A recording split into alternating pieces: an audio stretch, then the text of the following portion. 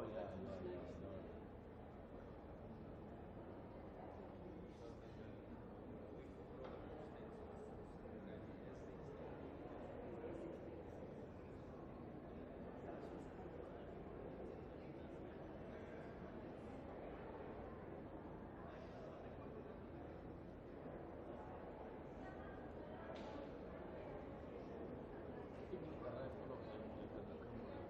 Yeah, they go into a holding room, and then when everybody's here, they come. So, yeah, 10 o'clock, they come boarding. It's past 8 now, it's 9. It's 9 o'clock. That's 9 o'clock. So that's why I'm thinking 9 o'clock.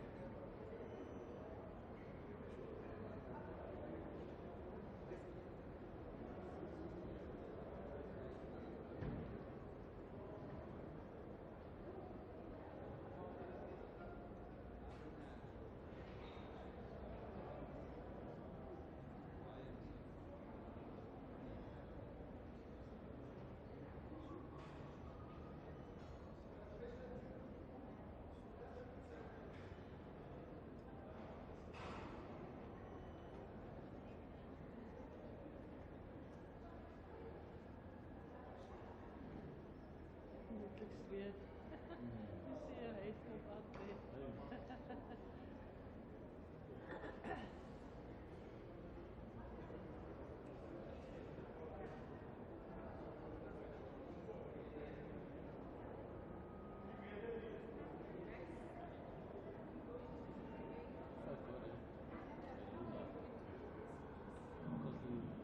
They're just arriving.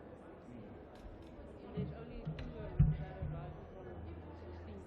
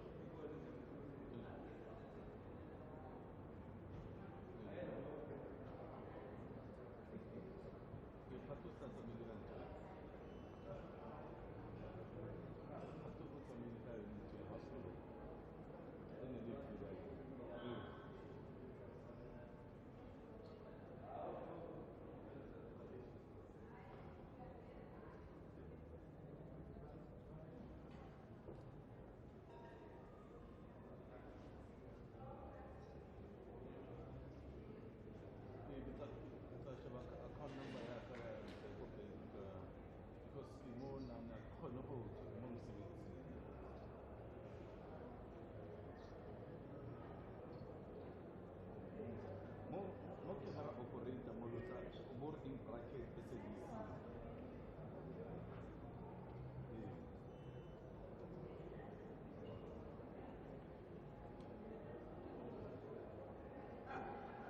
Yanon ang idea.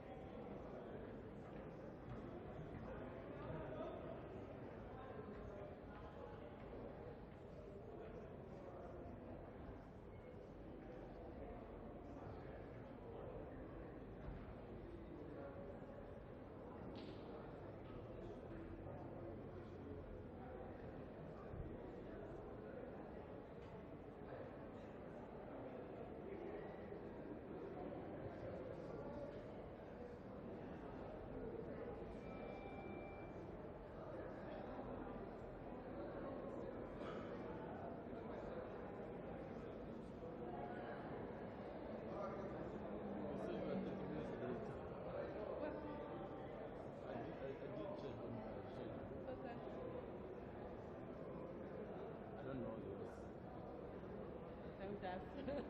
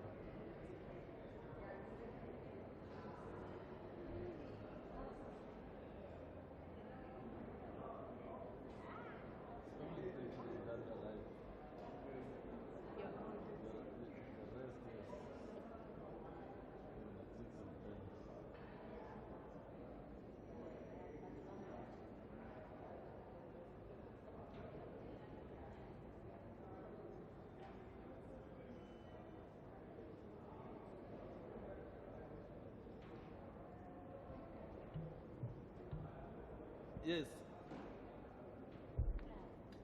I'm still here.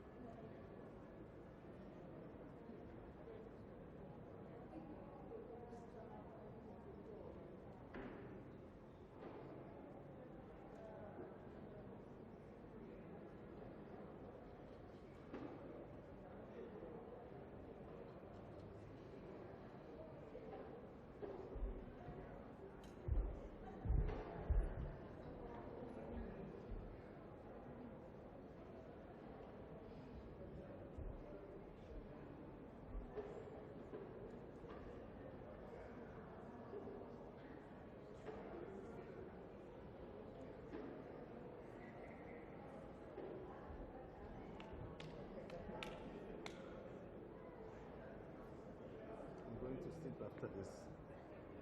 Sit. I'm gonna sleep. Date. You're gonna tell me go to the studio.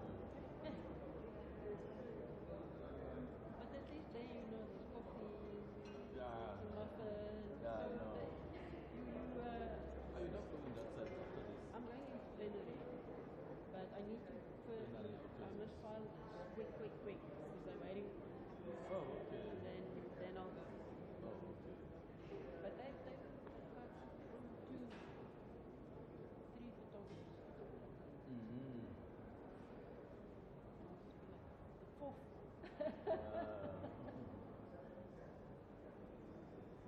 I know the guy who was really working with.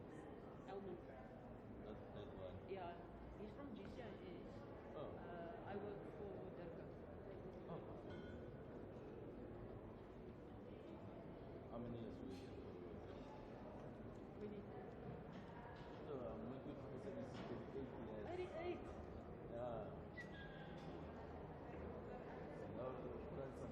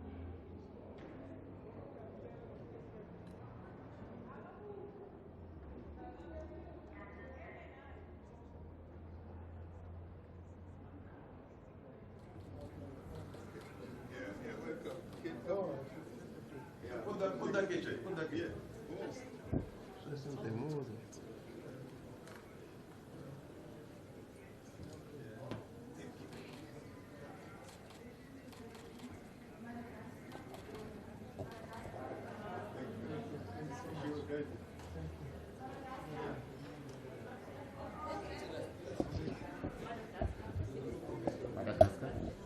Durban. What's this?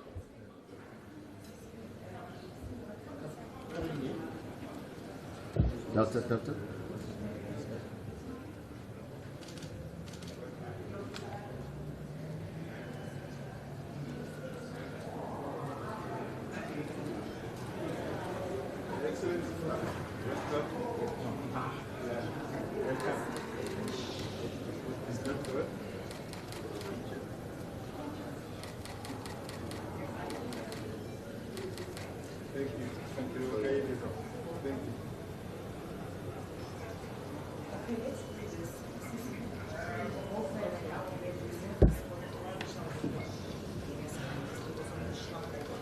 This is not that. There's another one.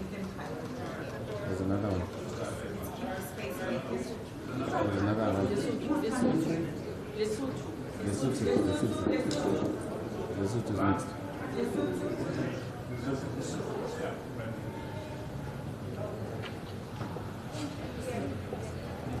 Oh, not bad. Doctor?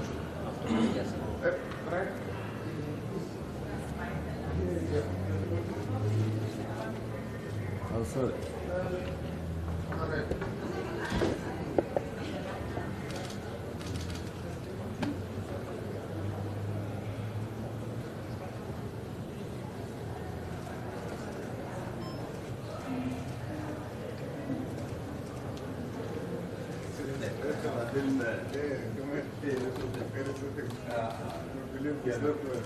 Very well. Thank you.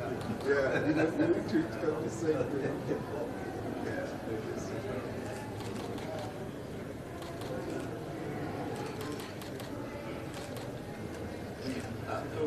I'll get over one. Thank you.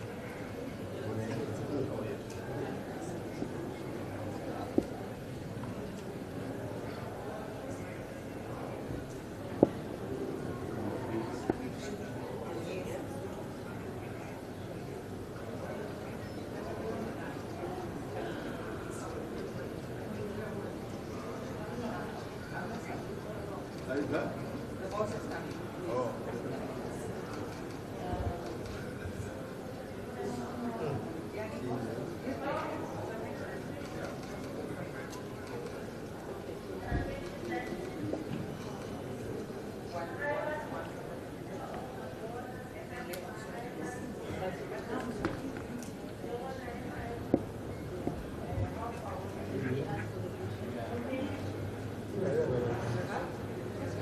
You take this picture now and then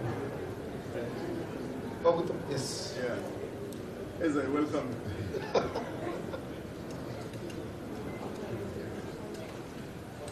Oh, the 18 is here.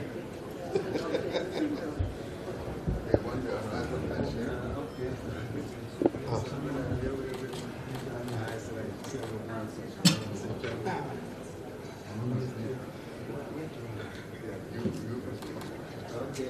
Always on.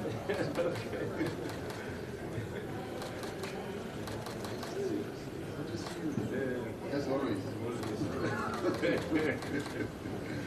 Okay, thank you. Thank you very much, Your Majesty.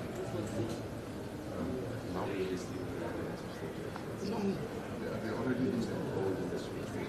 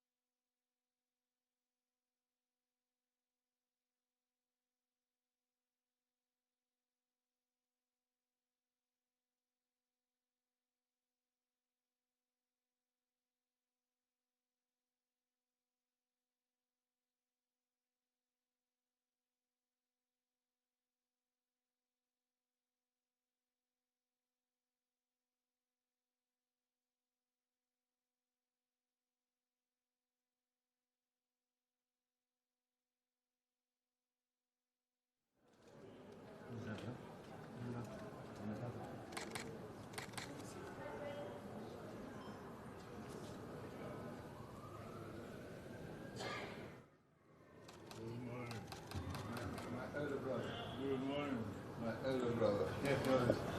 How are you? They want to take a picture of me.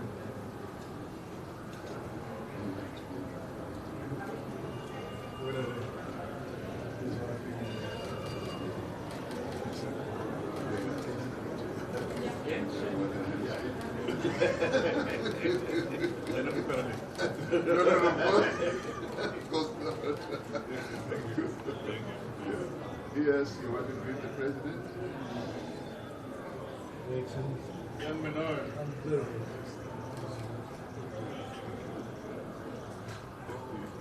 No, we don't call you.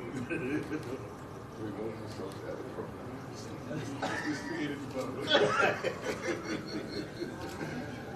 Okay, it's too early tomorrow.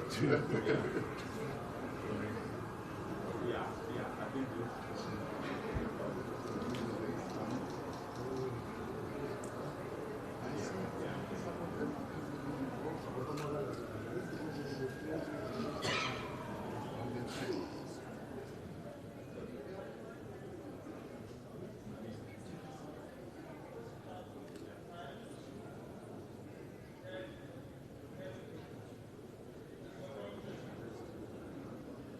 Man, the good time.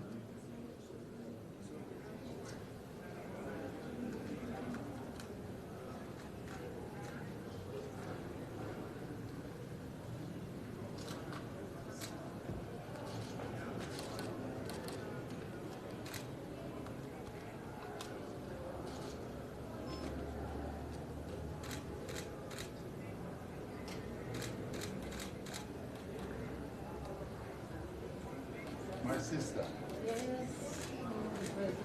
How are you, my sister? Fine, and how are you? I'm very well. Okay. Good to see you. Thank you very much. Please come through. Thank you. Thank you. They want to take a picture with you. With me, yeah.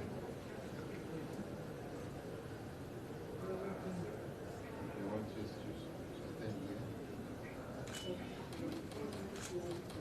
Oh, they like all these images. Yes. And they want to handshake you. Oh, okay.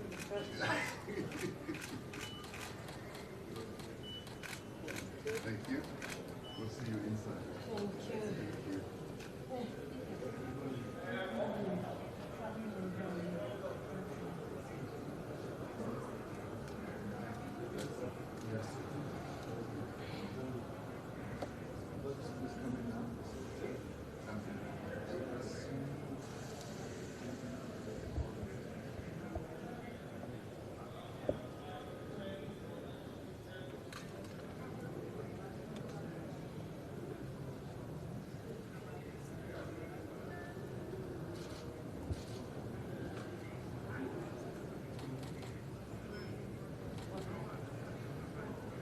Morning, my brother. How are you? Very well. How is my brother? He's good? They want to take a picture. Handshake? Wonderful. Welcome. Thank you so much. Executive Secretary.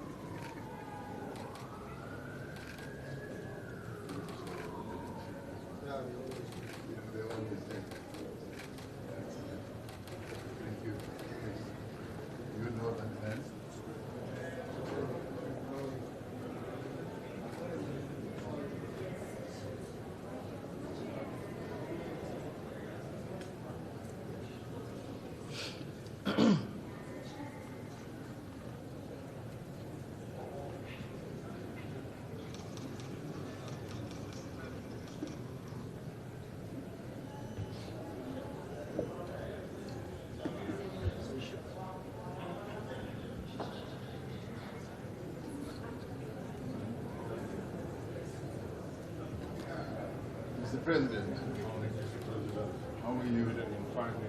Very well. Good to see you. Wonderful. They want to take a picture with you and me. Yes, the two of them. You on that side. They like taking pictures. Yes. Excellencies. They want a handshake. Excellencies.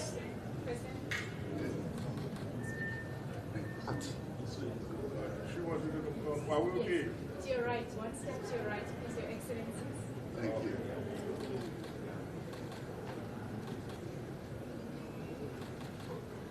They like these pictures. Yes. Executive Secretary.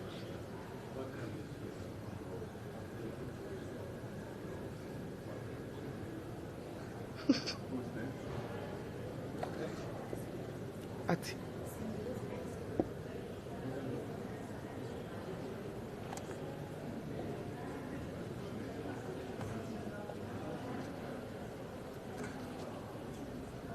Ati. Ati. At the center.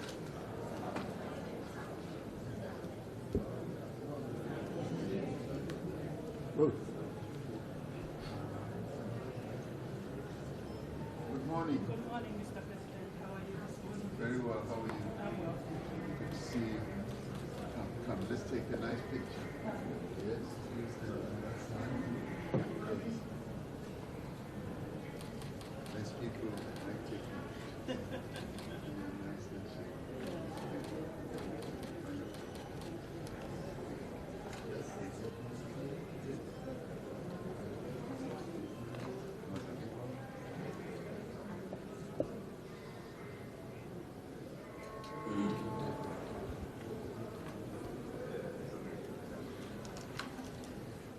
Yes.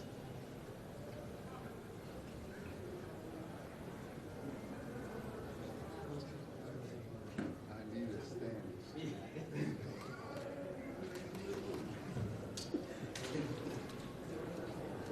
My brother, Morning, my brother. how are you? How are you? How do you slept? Very well. And Very you? well. Very well. You did? Yes. Wonderful. So much. They want a picture. Yes. Always. They always want a picture. Yes. Okay?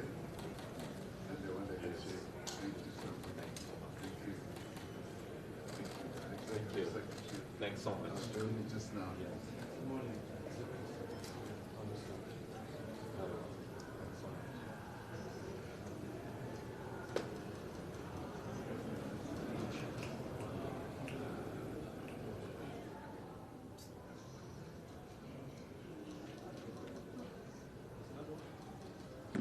How are you? All right, it's so sir.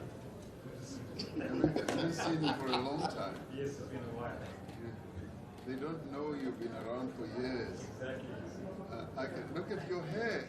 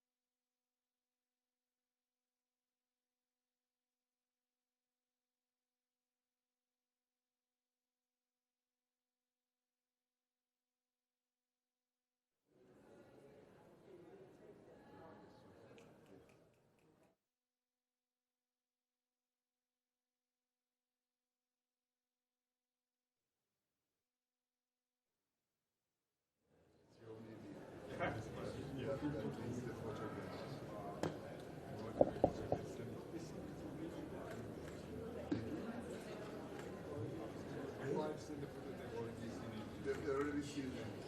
It's unbelievable how quickly these things move, isn't it? So we can.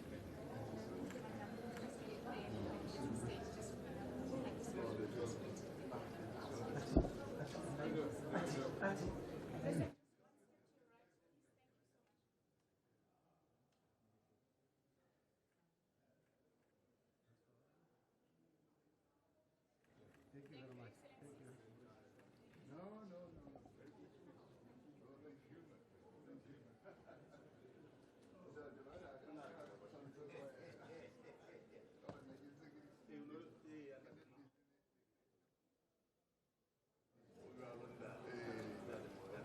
Thank you. Thank you. Thank you. Thank you. It's very nice.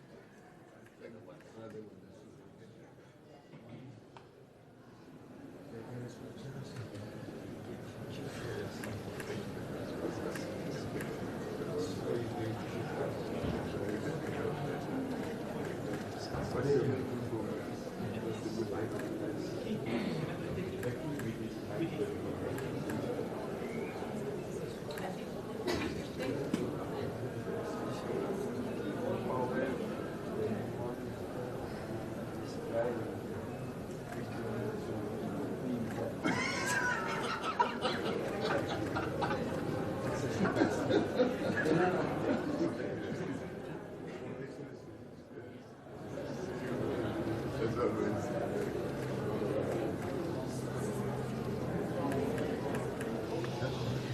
Thank you, Mr. President. Thank you.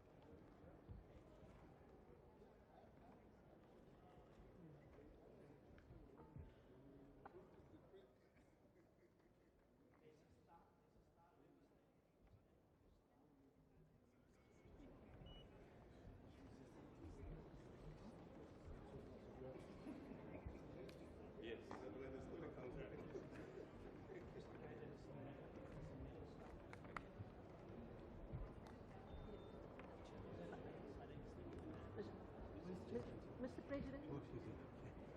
right in the middle, please. Just a little This the bit. middle. Yes. Just okay. Where's the trick? Yeah, I want to precisely where it says.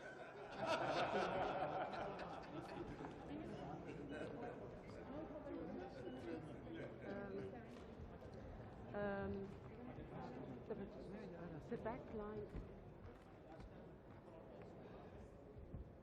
Yeah. No, we need Also, Seychelles is too far.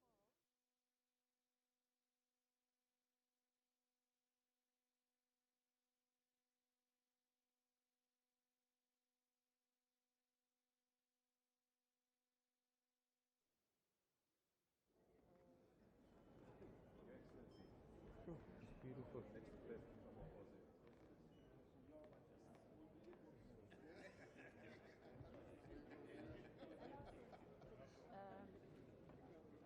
No.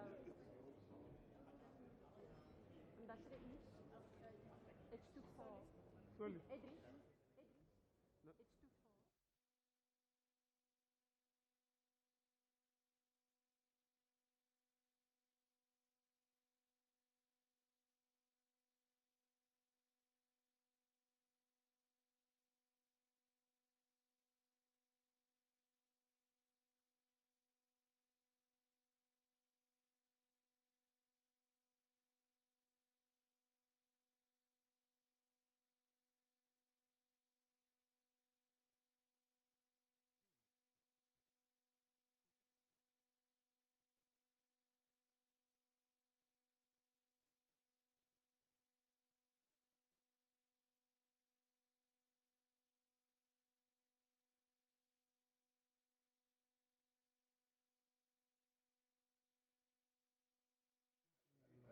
One side. One side. Yeah. This side. Okay. Right. Okay. Okay, have to check. Check. I'm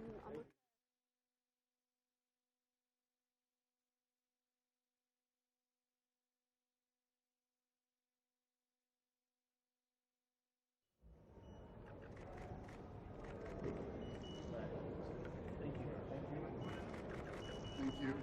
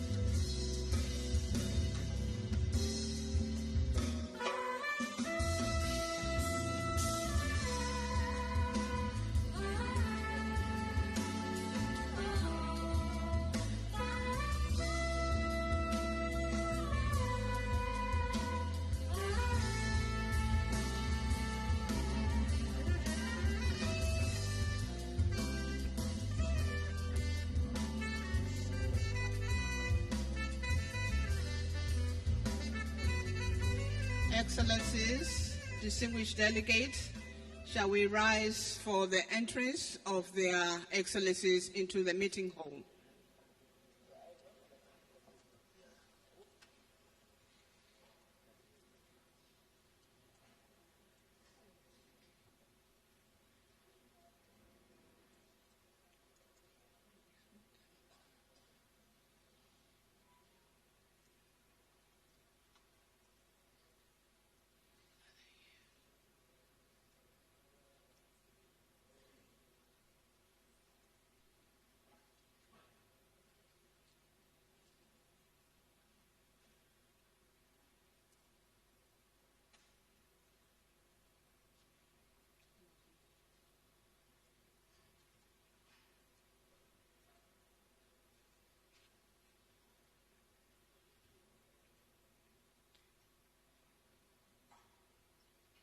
We can see the media coming in. I think their Excellencies were just finishing their family photo. They should be walking into the room very soon.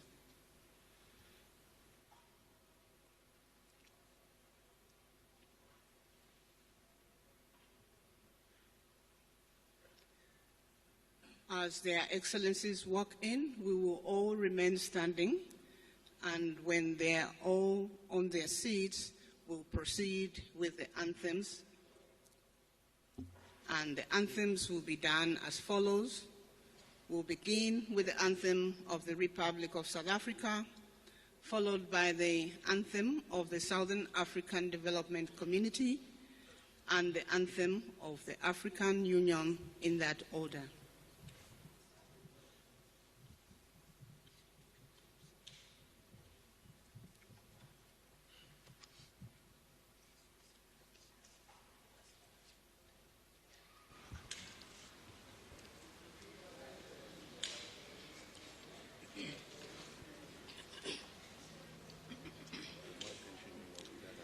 And the anthems will be performed by the South African National Defence Force Choir, accompanied by the South African Navy Band.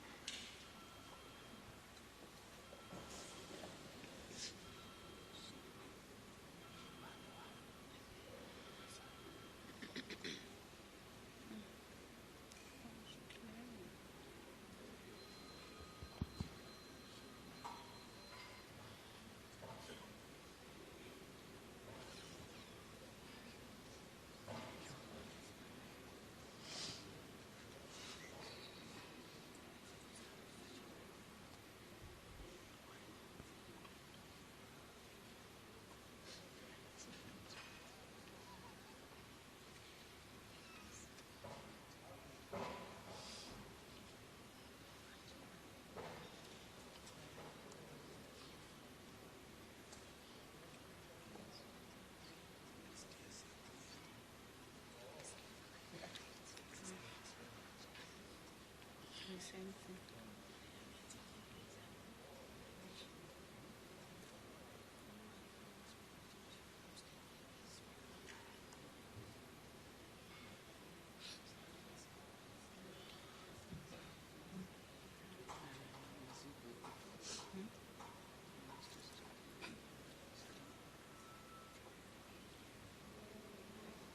Maybe we can ask the band to sing a bit.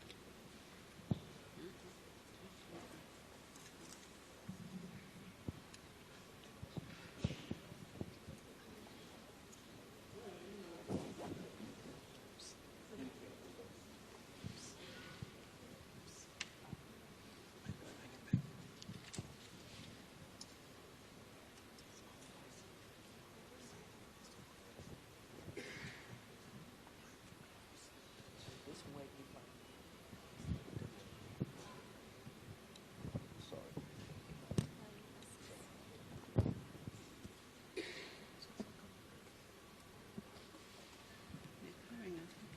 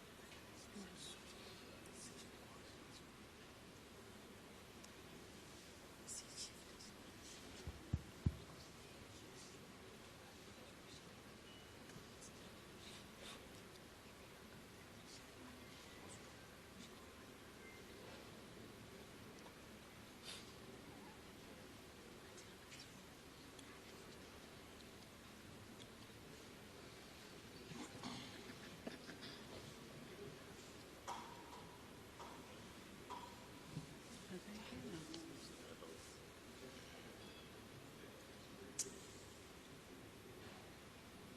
You can't go.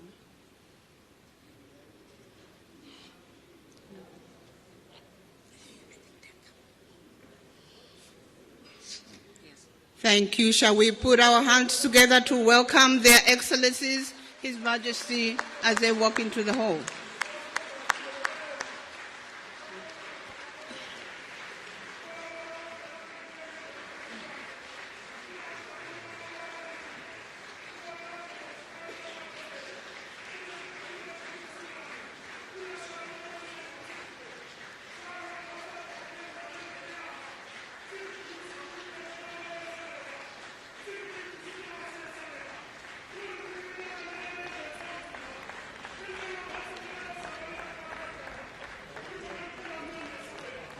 Will remain standing until all their excellencies are on their stations.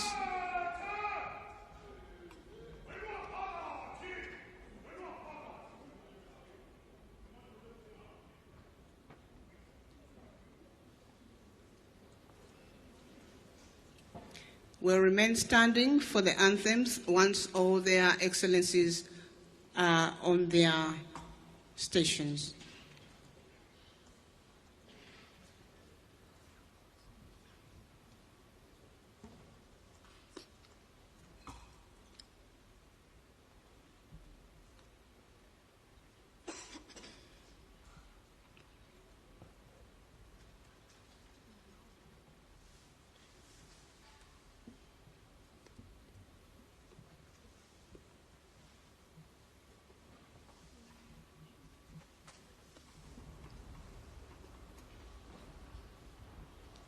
Thank you. We may now proceed with the anthems.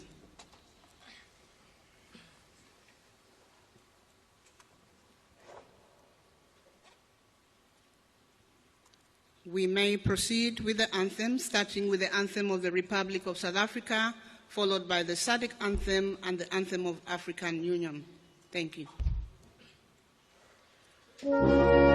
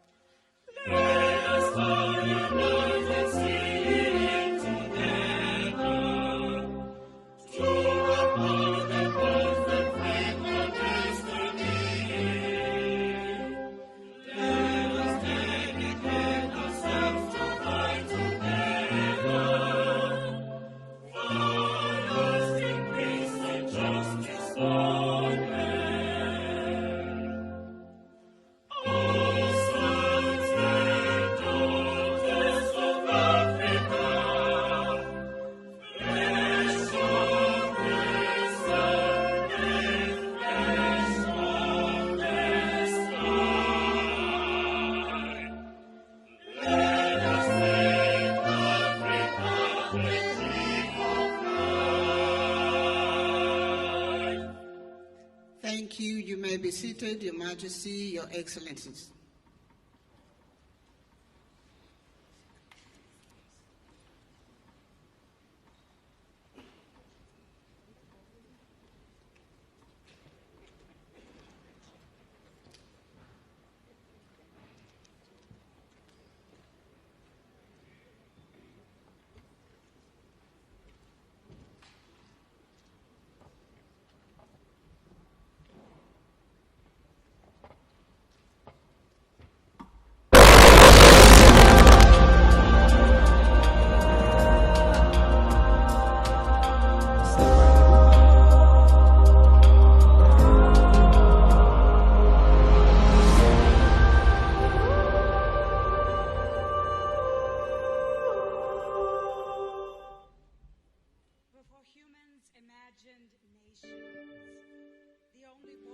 Were the snaking spines of rivers.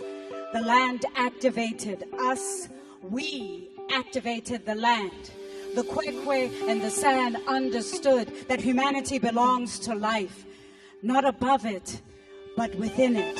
They left footpaths in stone across the Kalahari, teaching us that the earth does not belong to humanity. Humanity belongs to the earth. Then came Abantu, travelers carrying iron, seeds, and civilizations, cattle, kingdoms, and fire, leaving pieces of ourselves inside one another.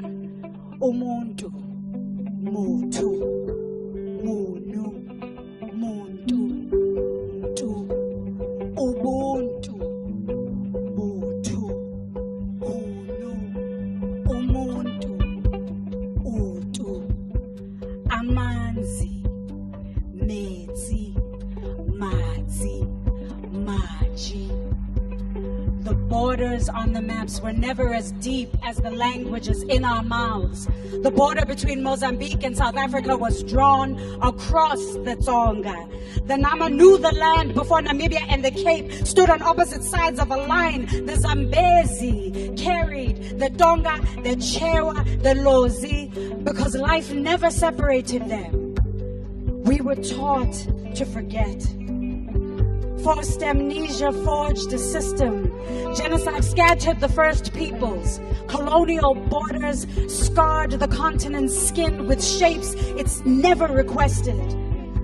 The Land Act of 1913 tore people from the source. Apartheid descended, a mechanism of separation whose wounds we are still learning how to close.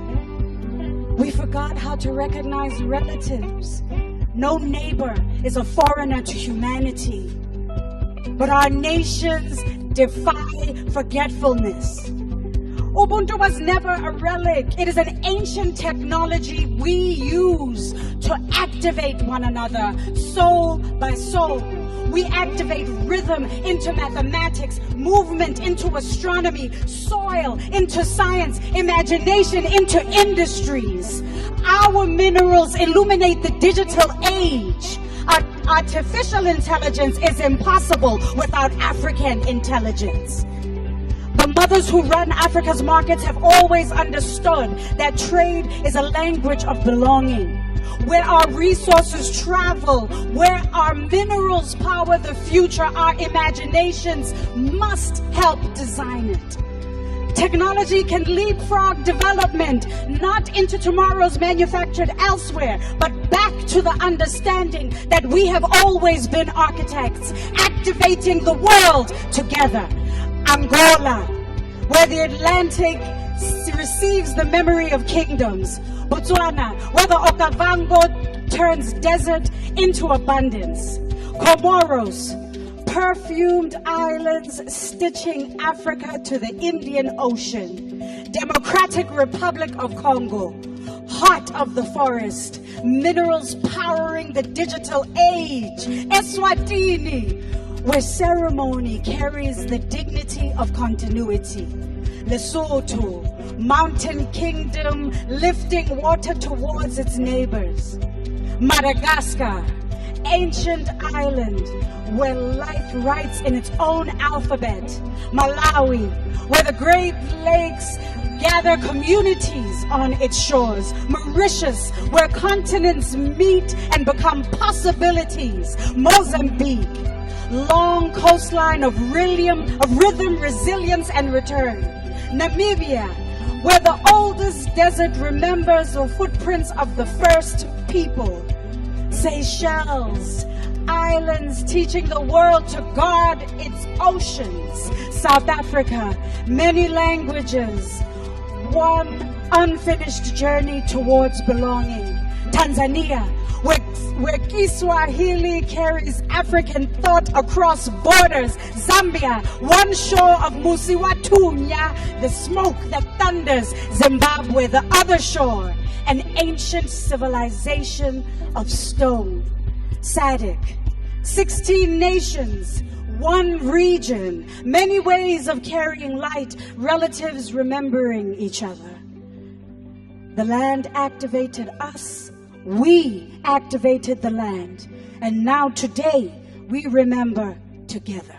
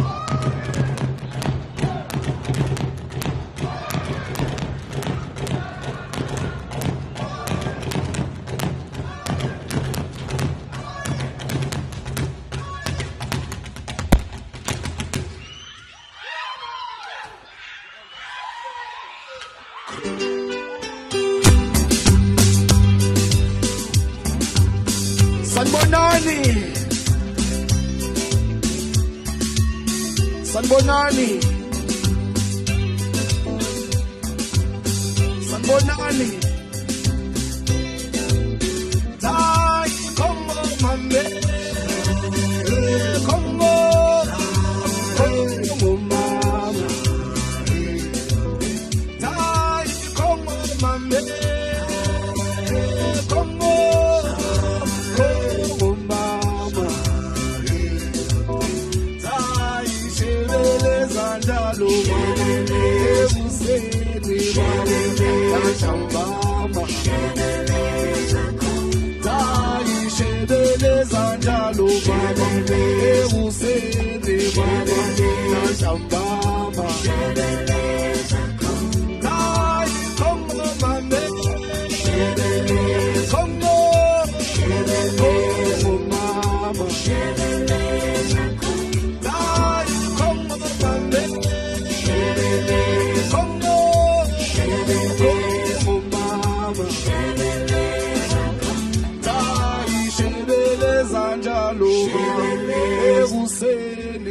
Nantambama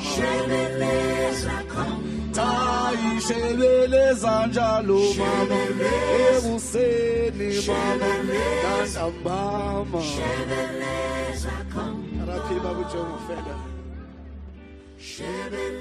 Ebuseni mama Eshe Eshe Kichem Mama eti sleep wala Eshe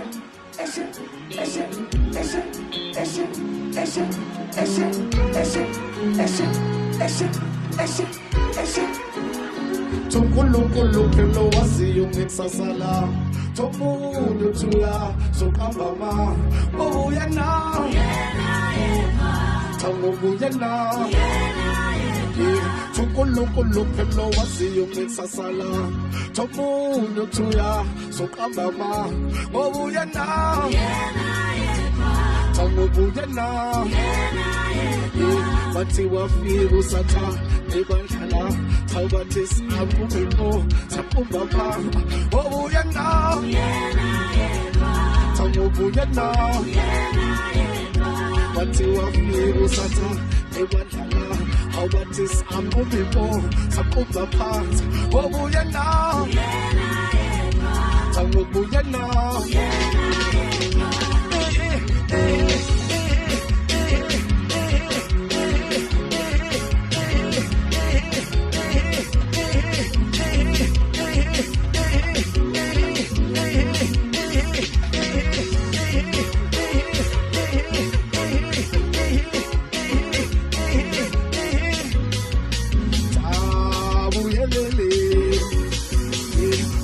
Kulukulu waziyo ngiksasala Tomunyo tuya sukambama Obuyena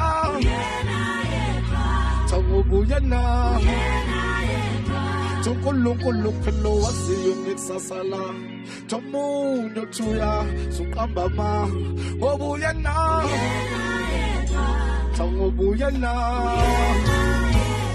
Sabo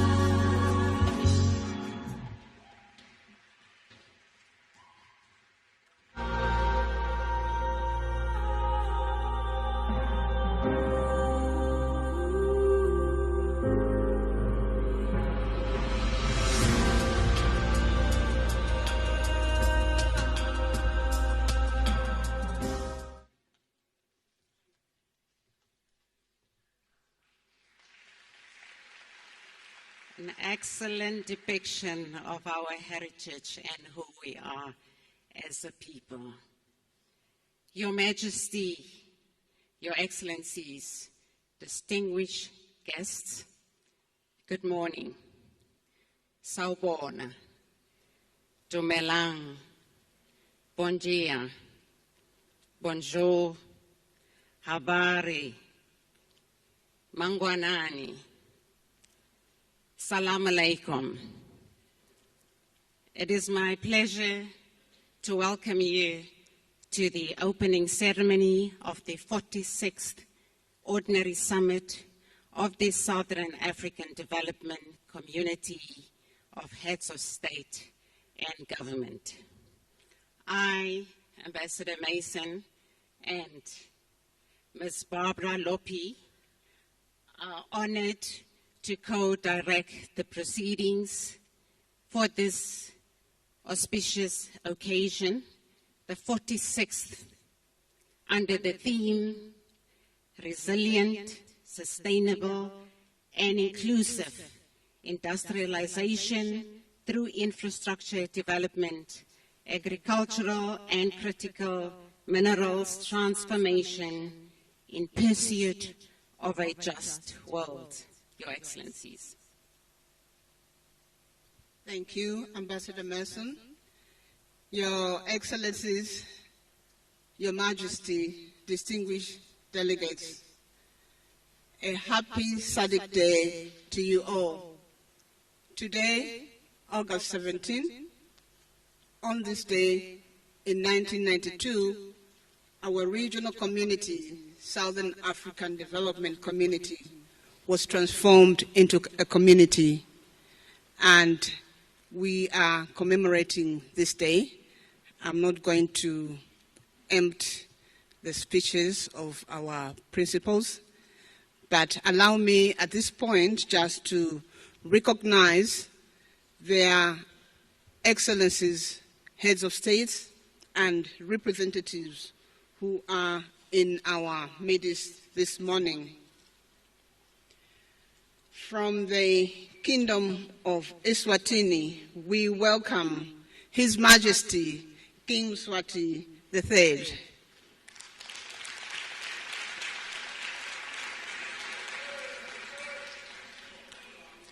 Thank you. From the Republic of South Africa, we welcome His Excellency President Matamela Cyril Ramaphosa. Our gracious host this morning. From the Republic of Zimbabwe, we welcome His Excellency President Dr. Emmerson Dambuzo Mnangagwa, the President. From the Republic of Botswana, we welcome Advocate Duma Gideon Boko, the President. From the Republic of Namibia, we welcome Her Excellency Dr. Netumbo Nandi Ndaitwa, the President.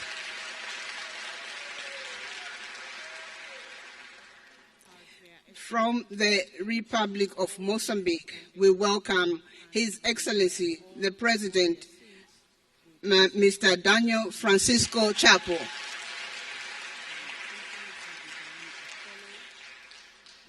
From the Republic of Mauritius, we welcome Honorable Dr. Navi Chandra Ramgolam, Prime Minister.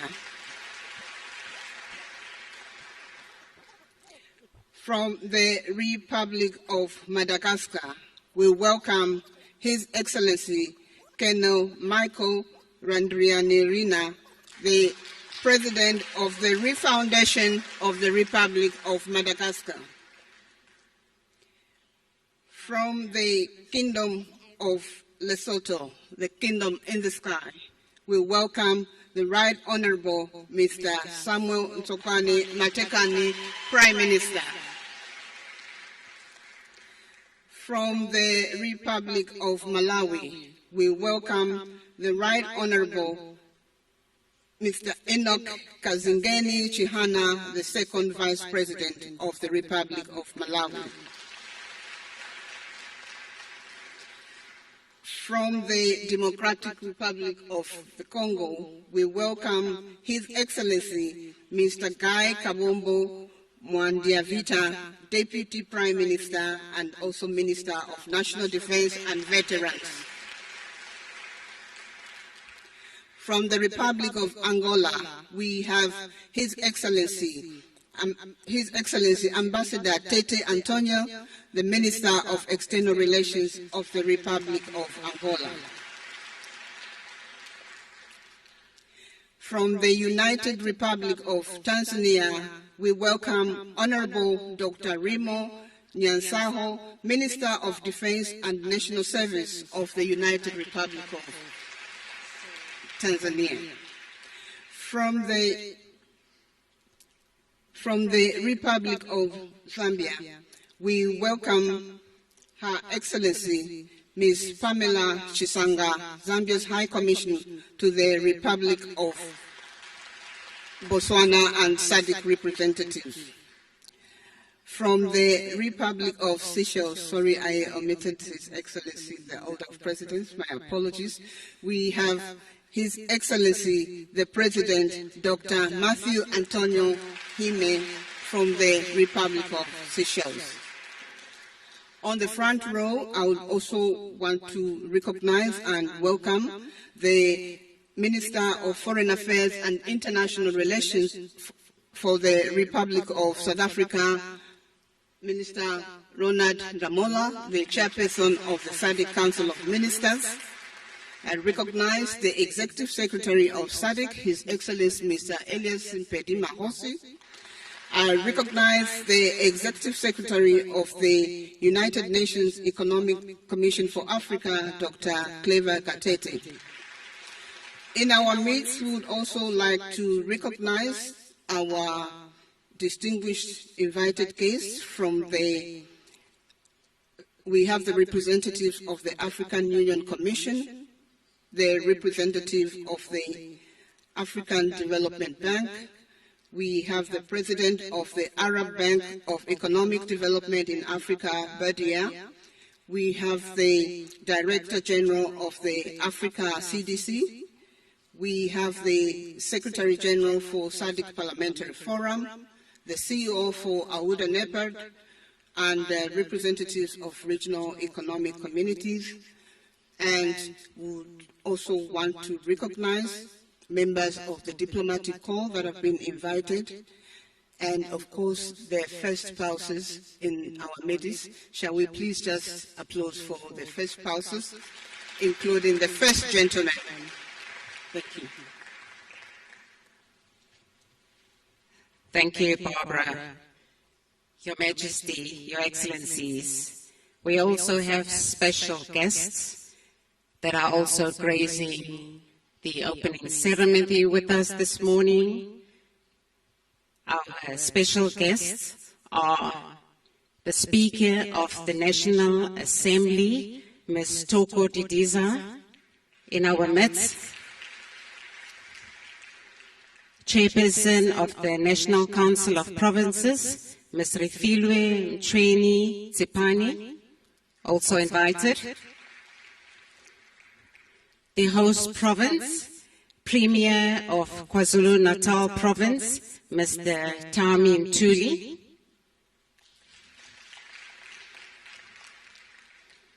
Ministers, Deputy Ministers, and members of the Executive Councils that are also in our midst this morning. His Majesty King Misizulu Ka Swelentini, also invited to grace the occasion this morning. Members of Parliament, members of the Diplomatic Corps, the Executive Mayor of eThekwini Municipality, Councillor Vusimusi Taba. Thank you. Directors General, Business and Organized Labour present this morning. Thank you. In line with our program for this morning, we're now going to have welcome remarks from the Executive Secretary of SADC, His Excellency Mr. Elias Simpedi Maholtis. Your Excellency, you may come to the podium and deliver your welcome introductory remarks.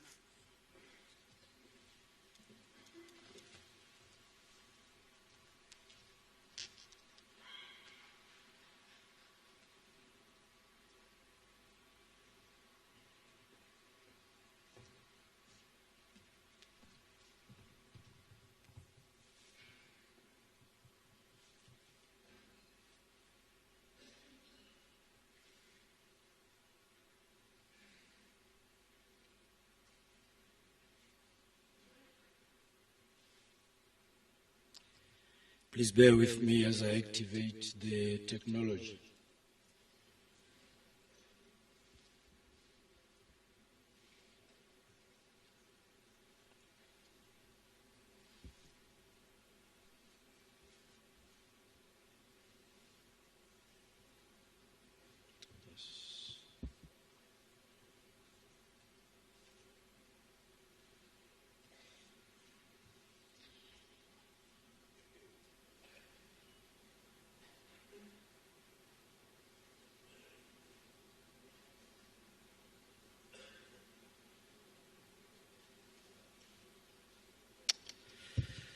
Thank you. Finally, we are there. Thank you very much, our directors of ceremony. Your Majesty King Mswati III of the Kingdom of Eswatini and incoming chairperson of the SADC, Organ on Politics, Defense and Security Cooperation, Your Excellency, Mr. Matamela Cyril Ramaphosa, President of the Republic of South Africa and the Chairperson of SADC.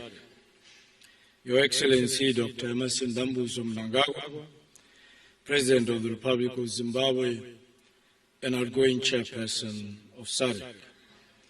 Your Excellency, Professor Arthur Peter Mutharika, President of the Republic of Malawi and the Chairperson of the SADC organ, who is ably represented today by the Right Honorable Mr. Enoch Chihana, the Second Vice President of the Republic of Malawi.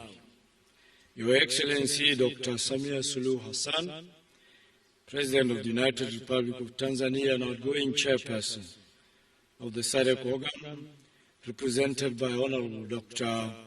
Rimo Nyansaho, the Minister of Defense and National Service of the United Republic of Tanzania.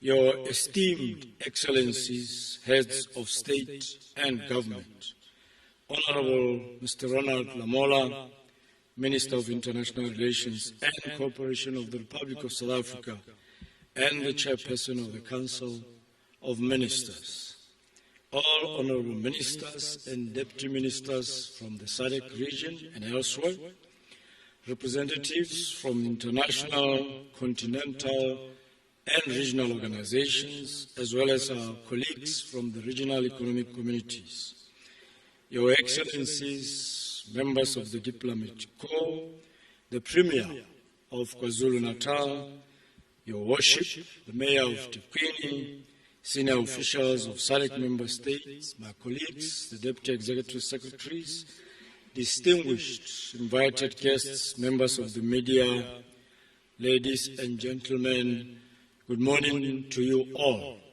and a happy SADC Day to you. It is with a distinct honor and a great sense of humility that I welcome you to the 46th Summit of Heads of State and Government of the Southern African Development Community, or SADC, convened here in the vibrant city of Durban, in this great Republic of South Africa.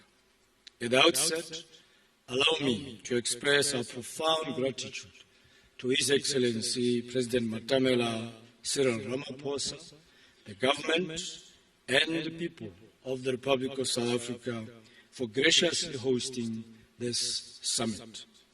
We deeply appreciate the warm hospitality, excellent arrangements, and generous hospitality and generosity extended to all delegates and guests. We are especially privileged by the presence of their Excellencies, Heads of State and Government, whose leadership, vision, and unwavering commitment continue to guide our community in advancing regional integration, peace, stability, sustainable development, and our shared prosperity.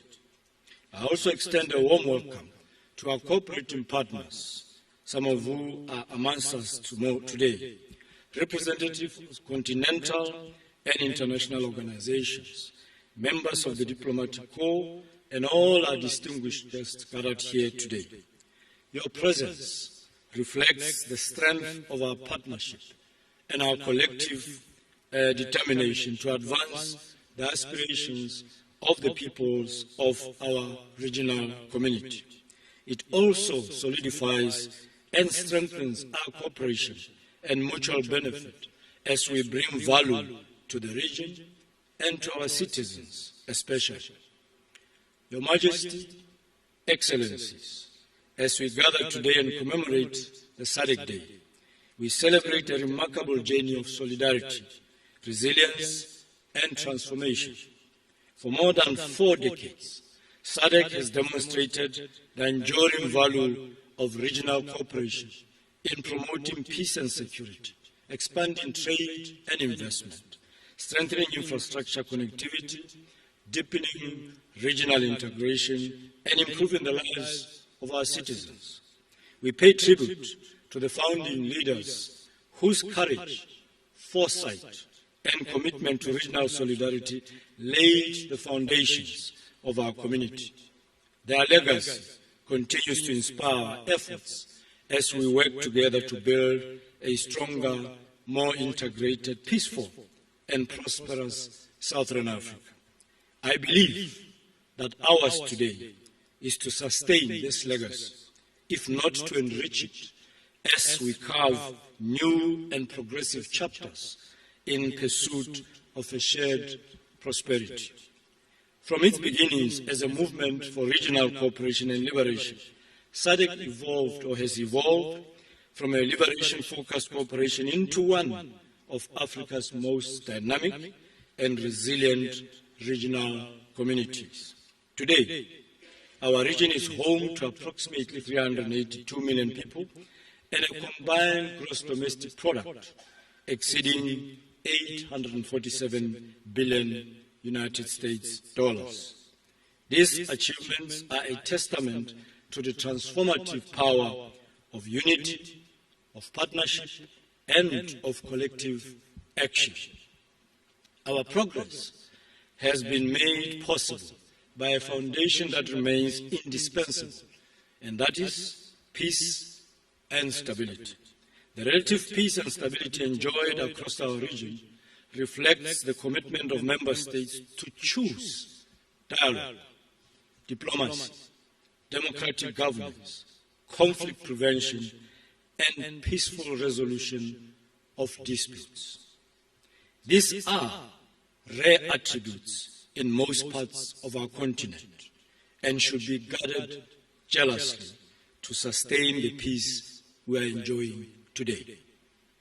Yesterday, the Troika Summit of the SADC Organ on Politics, Defense and Security Cooperation reviewed political and security developments across the region, including the situations in the Democratic Republic of Congo and the republics of Madagascar and Mozambique. This has reaffirmed our shared responsibility to safeguard peace, security and stability as essential prerequisites for sustainable development and regional integration. Your Majesty, Excellencies, the situation in Eastern Democratic Republic of Congo remains a matter of concern. We welcome the progress reported through diplomatic engagements and the African-led peace initiatives. We trust that these initiatives bear fruits of peace, of coexistence, social harmony, and economic progress, rather than reverse the gains already achieved by previous interventions. SADC remains steadfast in its solidarity with the government and the people of the Democratic Republic of Congo and reaffirms its commitment to supporting efforts to restore peace, protect civilians, and create conditions conducive to sustainable development. We also extend our solidarity to the government and the people of the DRC as well as they contend with the Ebola outbreak. Our heartfelt condolences go to the families and communities who have lost loved ones. Our deep appreciation goes to the dedicated healthcare workers who continue to sacrifice their very own lives to serve and save others. And to our partners, including the Africa CDC, the World Health Organization, among many others, for coordinating and supporting the response efforts. This outbreak, however, is a stark reminder of the importance of strengthening regional cooperation in health security, disease surveillance, preparedness, and coordinated and swift response as a community.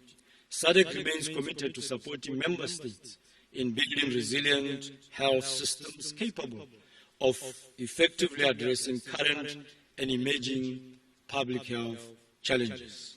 We are equally encouraged by the positive dialogue taking place in the Republic of Madagascar through efforts of the SADC Secretariat, the Panel of Elders, and the Mediation Reference Group.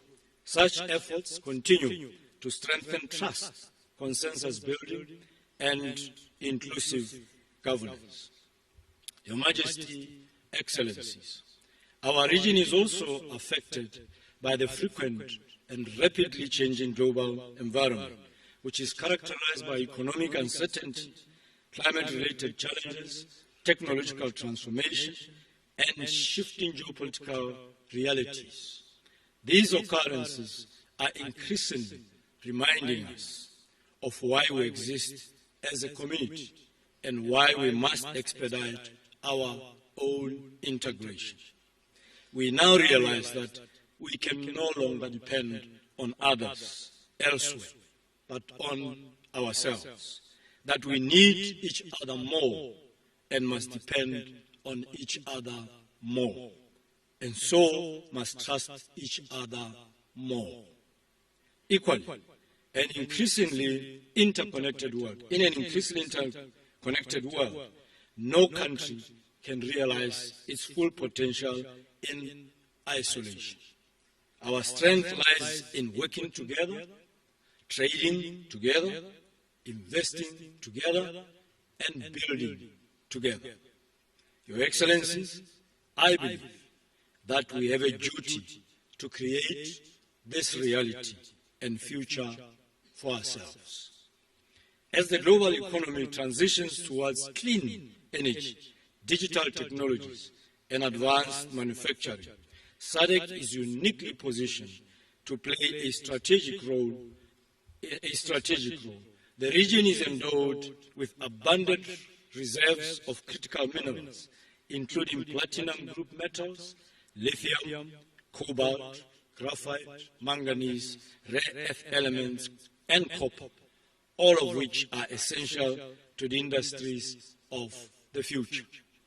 Our ambition must be to move beyond the export of raw materials and position SADC as a globally competitive center for beneficiation, value addition, manufacturing, innovation, and indeed the industrialization we are pursuing. However, the challenge for us as a region is not a lack of these resources, nor is it that we don't know their potential to transform our economies and change our fortunes. It is not even that we have not talked about them in the past and made commitments to change the trajectory. The challenge is, when do we stop them to transporting them in raw form and start adding value to them and creating sustainable jobs and wealth? Once more, we do not need permission from anyone to start this process. Let us start now. Your Majesty, Excellencies, industrialization remains central to achieving structural transformation, economic diversification, job creation, poverty reduction, and improved living standards. However, industrialization cannot succeed without modern and reliable infrastructure. Robust and sustainable energy systems, refreshed and reliable transport networks, ports and logistics platforms, and cost-effective digital connectivity are indispensable enablers of industrialization and ultimately competitiveness and economic growth. Agriculture also remains a cornerstone of many of our economies and a source of livelihoods for millions of our citizens.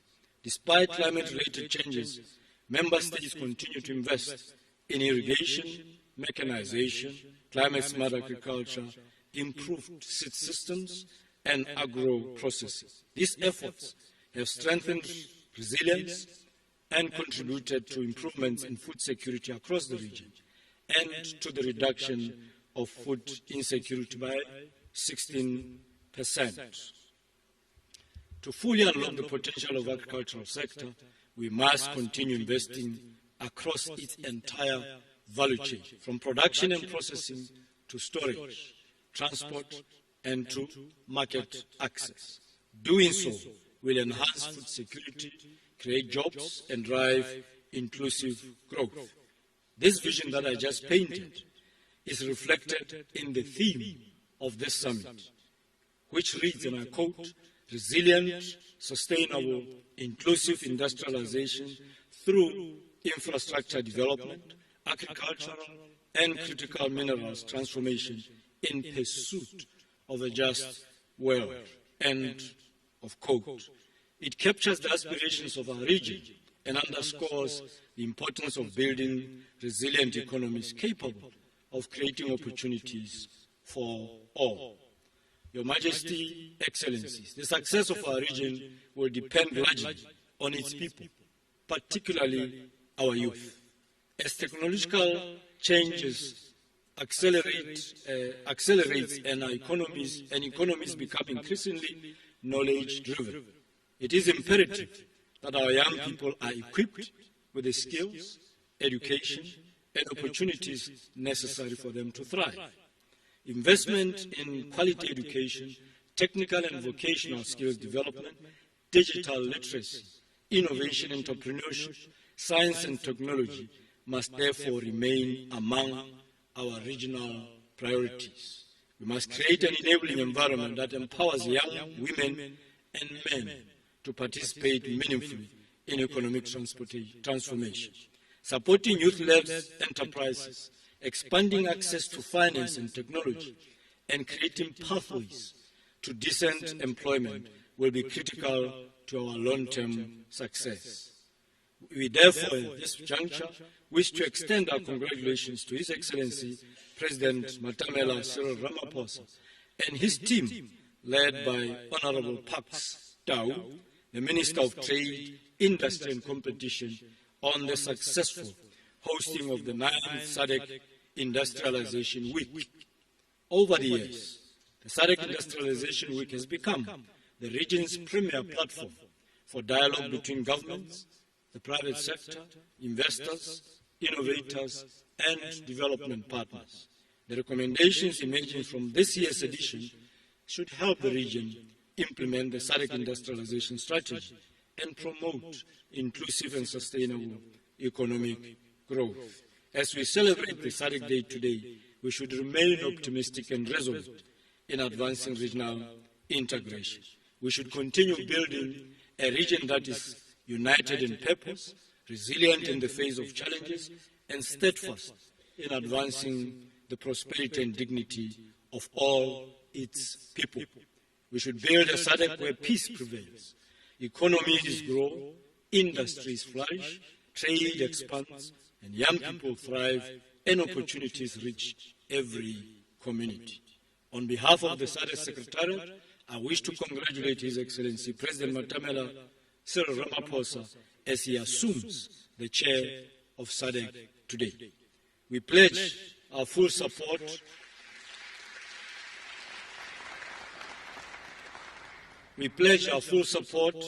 and unwavering commitment to facilitate His Excellency to execute his mandate effectively and successfully. We are confident, sir, that under your decorated leadership, SADC will continue to advance its vision of a peaceful, resilient, industrialized, prosperous, and integrated Southern Africa. We extend our appreciation to our member states, cooperating partners, stakeholders, and citizens whose support and contributions continue to strengthen our community and brings us closer to our shared vision of a peaceful, prosperous, and integrated Southern Africa.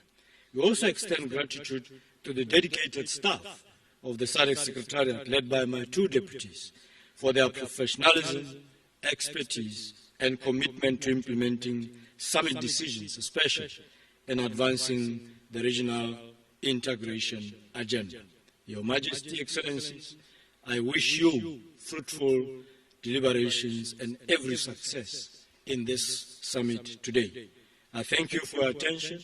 Merci beaucoup. Muito obrigado. Asante sana. Ke a leboga.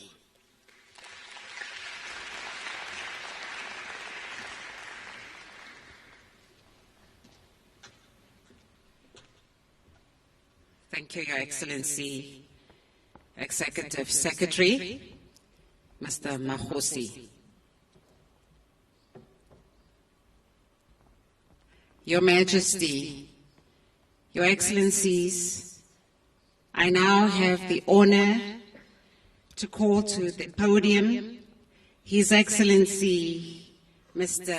Matamela Cyril Ramaphosa, President of the Republic of South Africa and host of the 46th Ordinary SADC Summit of Heads of State and Government. Mr. President. Thank you, Program Director, Your Majesties, Your Excellencies, Heads of State and Government,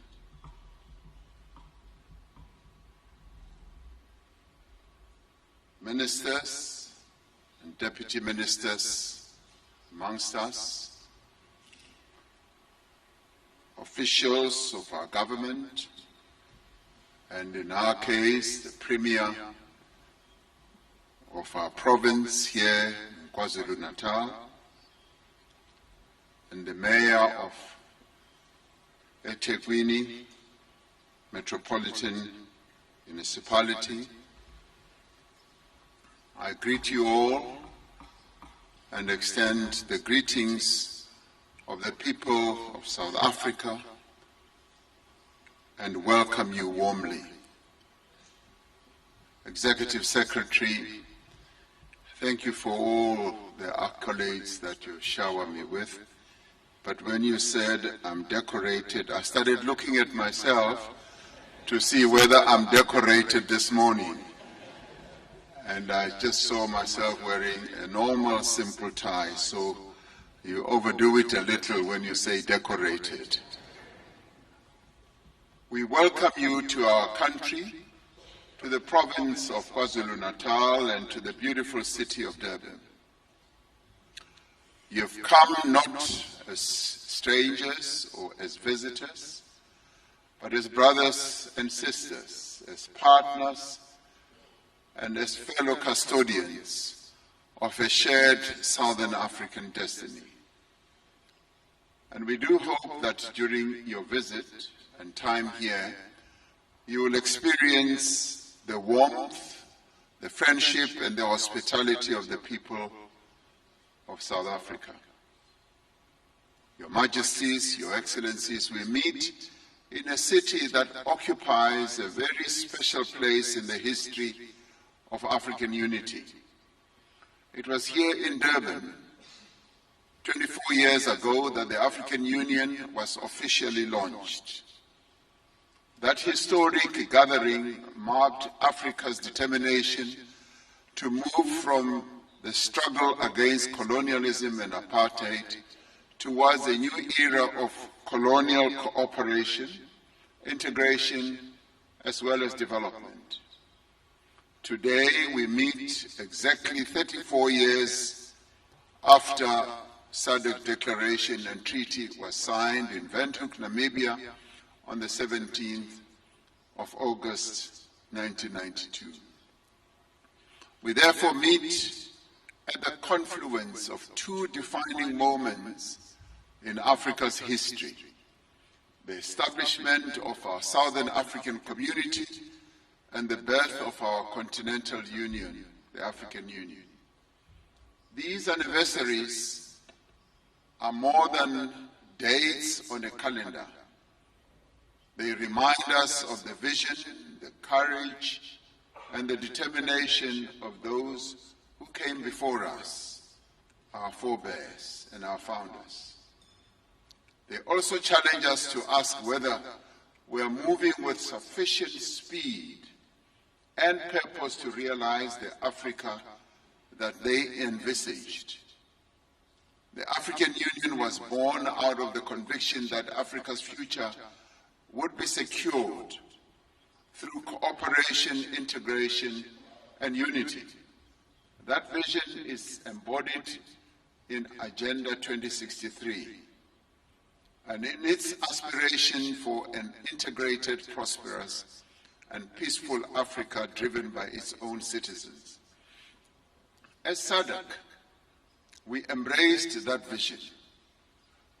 We gather at this summit to give practical meaning to its promise to transform borders into bridges, national economies into a shared market, and geographic proximity into shared prosperity. At the outset, I wish to express our appreciation to my elder brother, His Excellency President Emerson Dambudzo Mnangagwa, President of the Republic of Zimbabwe and outgoing chairperson of SADC. We thank you, President Mnangagwa, for your leadership and stewardship of our community. You have led us well in the previous period. We particularly appreciate the spirit of partnership with which Zimbabwe worked with South Africa during the period of interim leadership. Zimbabwe's support to co-hosting sectoral ministerial meetings helped to ensure continuity in the work of our community. We likewise acknowledge Zambia, the members of the Troika, and the SADC Secretariat and all member states for the cooperation and collective leadership they have demonstrated. The story of SADC is a story of the triumph of solidarity over division and adversity. Before we became a development community, we were a community of solidarity. The peoples of this region stood together against colonialism, against minority rule, and against apartheid. The countries of Southern Africa endured aggression, destabilization, and immense economic hardship because they understood that no country in this region could be truly free while another remained oppressed. Together, the people of our region overcame colonial rule and apartheid. Together, we transformed Southern Africa from a region marked by conflict and oppression into a community founded on peace, on democracy, cooperation, and a common future. Today, our task is to give economic and social meaning to that political liberation. We are a community of 16 nations and more than 430 million people, with a GDP that is edging towards $1 trillion shortly. We possess abundant mineral resources, as our Executive Secretary said, vast agricultural potential, a youthful population, a growing industrial and technological capability. We have made important progress in the previous years. The SADC Free Trade Area has created a platform for greater regional commerce. The SADC real-time gross settlement system facilitates cross-border payments and draws our economies much closer together. Through the Southern African Power Pool, member states share electricity infrastructure and resources across national borders.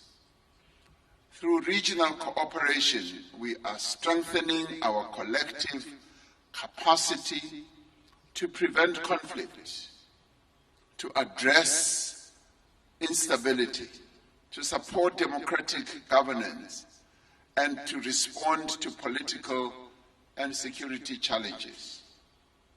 Through the Africa Centers for Disease Control and Prevention and the World Health Organization, we are strengthening disease surveillance, pandemic preparedness, and health security across our region. The importance of this cooperation is demonstrated by the devastating Ebola outbreak caused by the Ebola virus in the Democratic Republic of the Congo.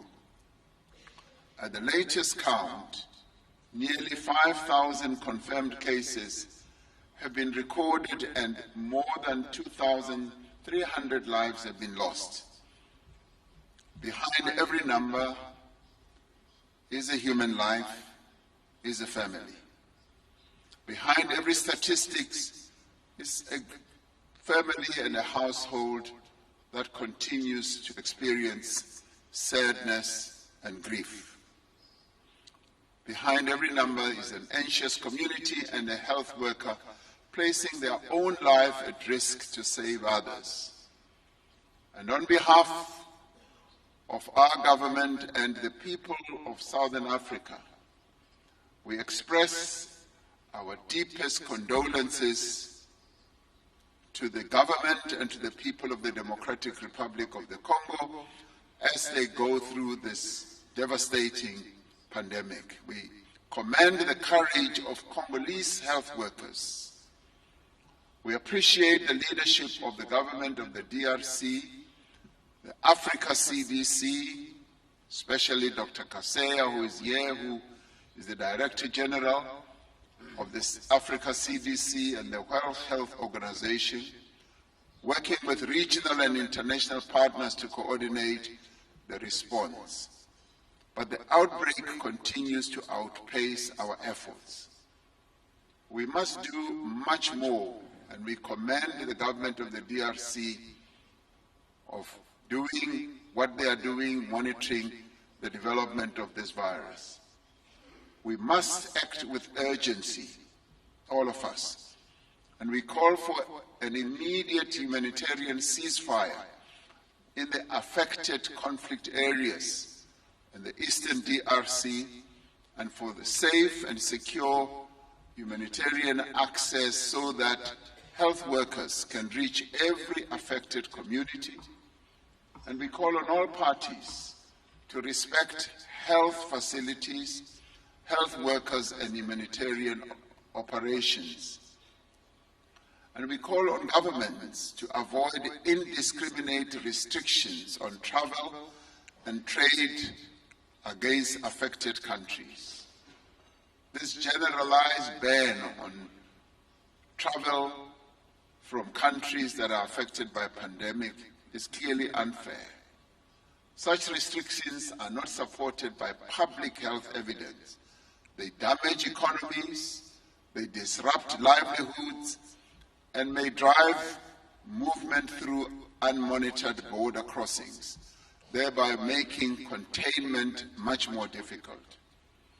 As SADC, we stand in solidarity with the Democratic Republic of the Congo and its peoples. We must strengthen surveillance, laboratory capacity, emergency coordination, and clinical preparedness in neighboring member states and across our region, because what has broken out in the DRC could easily spread and affect many other countries in our region.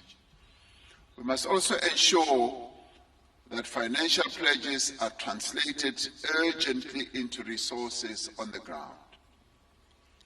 Protecting Africa from epidemics requires more than responding when outbreaks occur. I speak as I do on this matter, having been appointed by the African Union as the champion for pandemic surveillance and response.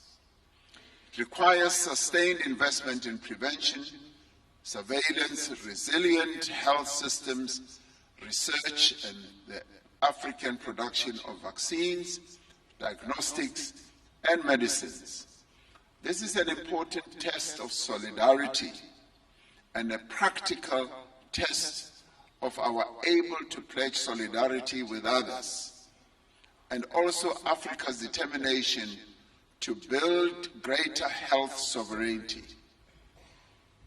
Your Majesties and Excellencies, the work undertaken across all these areas demonstrates that SADC is not simply a forum for meetings, for summits and communiques. SADC is an instrument through which we give practical effect to our vision of a peaceful, integrated, industrialized, and successful and prosperous Southern Africa. The report of the Executive Secretary, Mr. Elias Mahosi, details the progress that has been made, as he was also speaking. It also challenges us to do much more, with greater urgency, with focus, and also with discipline. And we thank the Executive Secretary, the Secretariat, and senior officials of SADC, and indeed our ministers, the Council of Ministers as led by Minister Lamola of South Africa, for the sterling work that they have undertaken preparing for this summit. While our regional integration agenda is making progress, the pace of transformation remains slow. Our region recorded economic growth of approximately 3.4% in 2025, yet intra-SADC trade accounted for only around 1/5 of the region's total trade. After decades of integration, we have not yet truly and fully unlocked the potential of our regional market. We continue to import too many goods that we could produce within our region. We continue to export, as we heard from our Executive Secretary, raw materials that we could process and beneficiate here ourselves in our region. We continue to procure services from elsewhere that our own people and businesses have the skills and the capacity to provide. Every raw material exported without beneficiation represents value that has left our shores. Every product imported that could competitively be manufactured here represents jobs that could have been created in our communities. We have everything we need across our 16 member states to meet the needs of our people. We have the natural resources, we have the land and agricultural potential, and we do have the skills and capabilities that can produce all the needs of our people. Above all, we have more than 400 million people whose energy, ingenuity, enterprise must become the driving force of our development. The people of our region are asking us to deliver the dividend of economic liberation. They want decent jobs, they want growing industries, reliable electricity, affordable food, quality health care, education, and opportunities for the youth of our region. They expect regional integration to improve their daily lives in visible, practical, and meaningful ways. So this summit must therefore accelerate through the decisions that we will take. The implementation of the Regional Indicative Strategic Development Plan of 2020 to 2030. First, we must deepen industrialization and build regional value chains. The minerals and agricultural commodities of our region must become the foundation of Southern African manufacturing. We must process more of what we mine and add value to more of what we grow and manufacture more of what we consume. Secondly, we must invest boldly in regional infrastructure. We do need the roads that should link our countries. We need the efficient railways that should carry the minerals and manufactured goods and modern ports that should connect Southern Africa to continental and global markets. Our infrastructure must connect not only our capitals and commercial centers, but also rural communities, our border towns and unserviced regions, underserviced rural areas that have remained on the margins of development. And thirdly, we must strengthen our energy, water, and digital security. We should also expand electricity generation and transmission capacity and deepen cooperation through the existing Southern African power pool and strengthen it. Every citizen must have access to safe water and adequate sanitation. We must therefore invest in cross-border water infrastructure to secure water for our households, our farms, and industries. We must expand affordable digital connectivity so that every community, every entrepreneur, and every young person can participate fully in the digital economy. And fourthly, we must build climate-resilient food systems. And we must also be able to respond to climate diversity, as well as agricultural expertise to feed our people and become major global producers of food. We must improve agricultural productivity, strengthen regional food reserves and agricultural value chains, and support smallholder and emerging farmers. And fifthly, we must make full use of the opportunities that are presented by the Africa Continental Free Trade Area. In the end, SADC must become a powerful platform from which our businesses can access a continental market of more than 1.4 billion people that reside on our continent. But this will require us to remove non-tariff barriers, improve border management, harmonize standards, and make it easier for goods, services, capital, and skills to move across our region. Our decisions must also be implemented. They must be properly costed, they must be funded, assigned, and monitored. Our communiques must become construction sites, factories, power lines, water systems, laboratories, businesses, and create jobs for our young people. Regional integration must be seen and felt in the daily lives of our people. Now, in the end, none of this will be possible without peace, security, and stability. Peace without development is fragile. Development without peace is impossible. We must continue to invest in preventative diplomacy, mediation, and political dialogues to solve political challenges and problems. We must strengthen the work of the SADC panel of elders, the organ troika, and our regional institutions.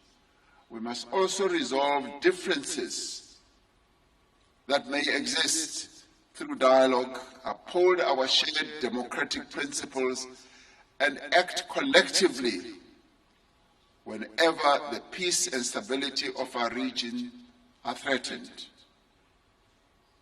We have done so in the past. Our community, in the end, is like a river system. Every member state of our 16 countries is a tributary with its own history, its own identity, its own character, its own strength. When those separate currents come together, they become a powerful force that carries opportunity across borders and sustains all in its path. A tributary does not lose its identity when it joins a great river. It gains reach, depth, and power, and flows strongly. In the same way, regional integration does not diminish our sovereignty. It multiplies our collective capacity to secure the well-being of the people of Southern Africa. Our community must therefore become more than the sum of its member states. It must have the institutional strength, the authority and resources to advance our common interests and realize our shared vision. I would like to see this summit to be remembered, not merely for the declarations that we will adopt, but for the decisions that we implement.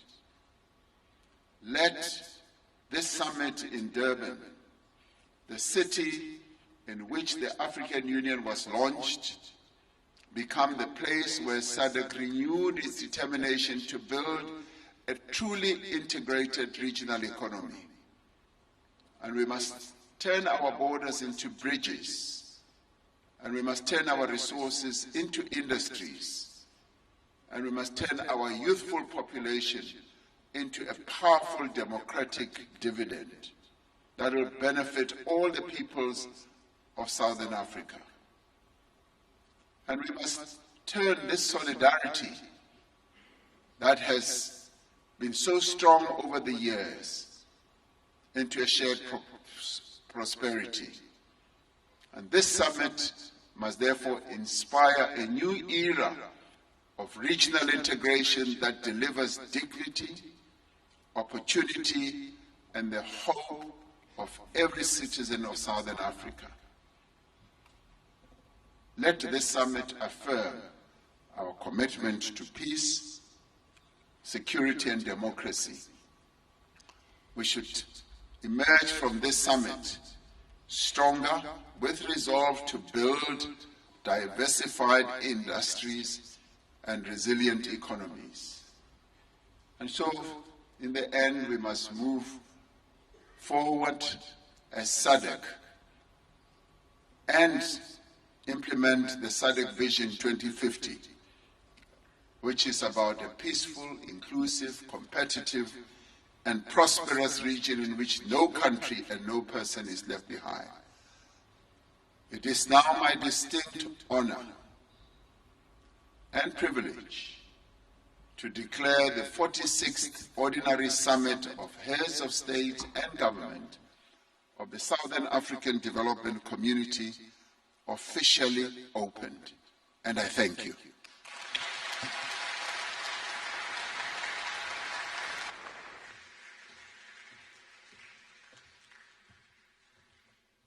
Thank you, Mr. President.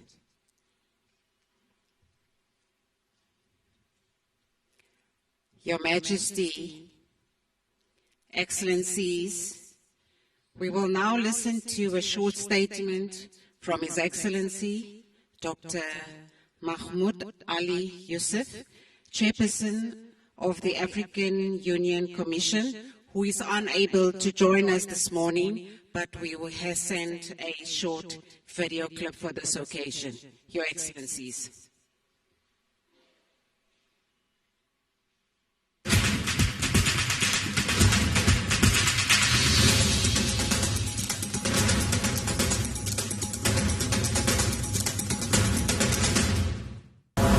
Your Excellency, Mr. Cyril Ramaphosa, the President of the Republic of South Africa, and incoming Chairperson of SADC.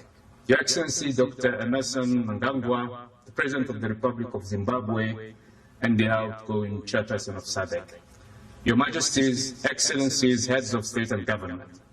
Your Excellency, Mr. Elias Magozi, the Executive Secretary of SADC, distinguished ladies and gentlemen. It is a great honor to address the 46th Ordinary Summit of Heads of State and Government of the Southern African Development Community. I would have wished to join you in Durban. I'm, however, pleased to be represented by Her Excellency Lerato Mataboge, the African Union Commissioner for Infrastructure and Energy. I conveyed through her the full commitment of the African Union Commission to SADC and its member states. Allow me to commend the Republic of Zimbabwe for its leadership of SADC over the past year, and to congratulate the Republic of South Africa as it assumes the chairmanship of the community. I also commend the Republic of Malawi for its stewardship of the organ. Excellencies, SADC has long been a pillar of Africa's integration project.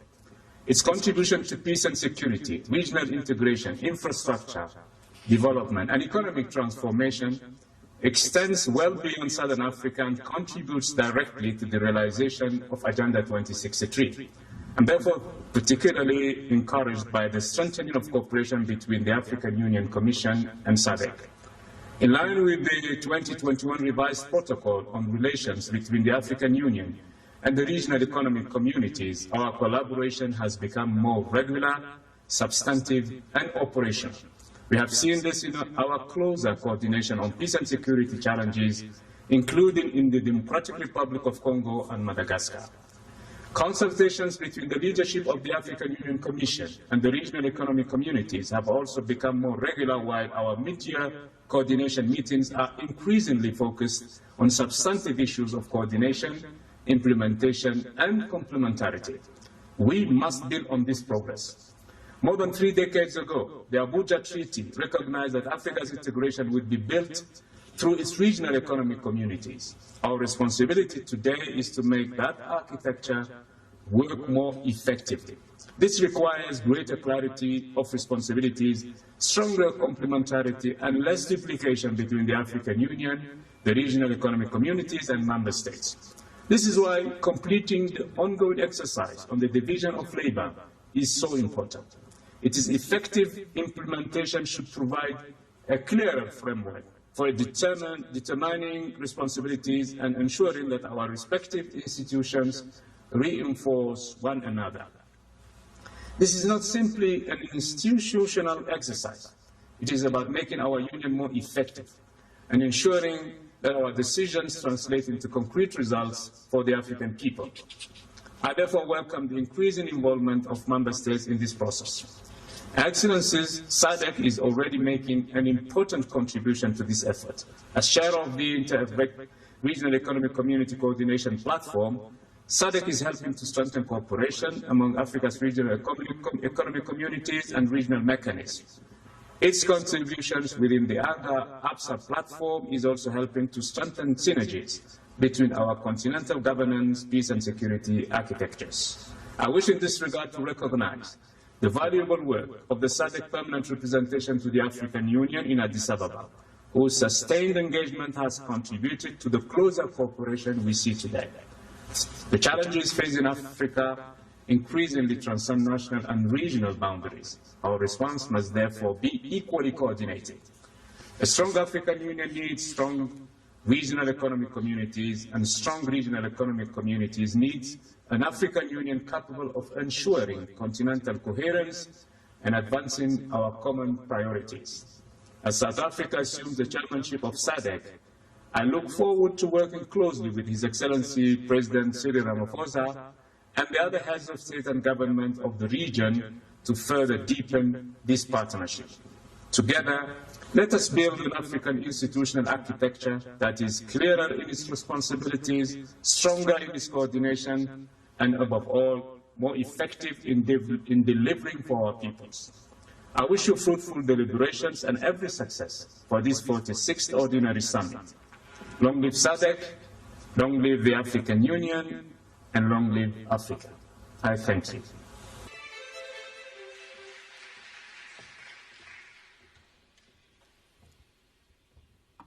Our sincere appreciation for that video message.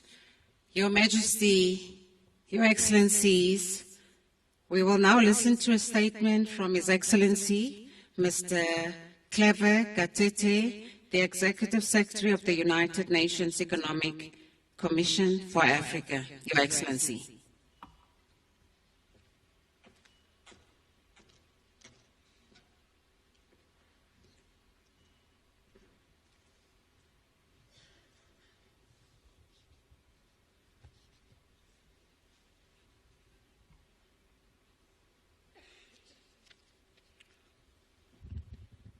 It's always difficult to speak after the strong message by the President and the Executive Secretary of the SADC.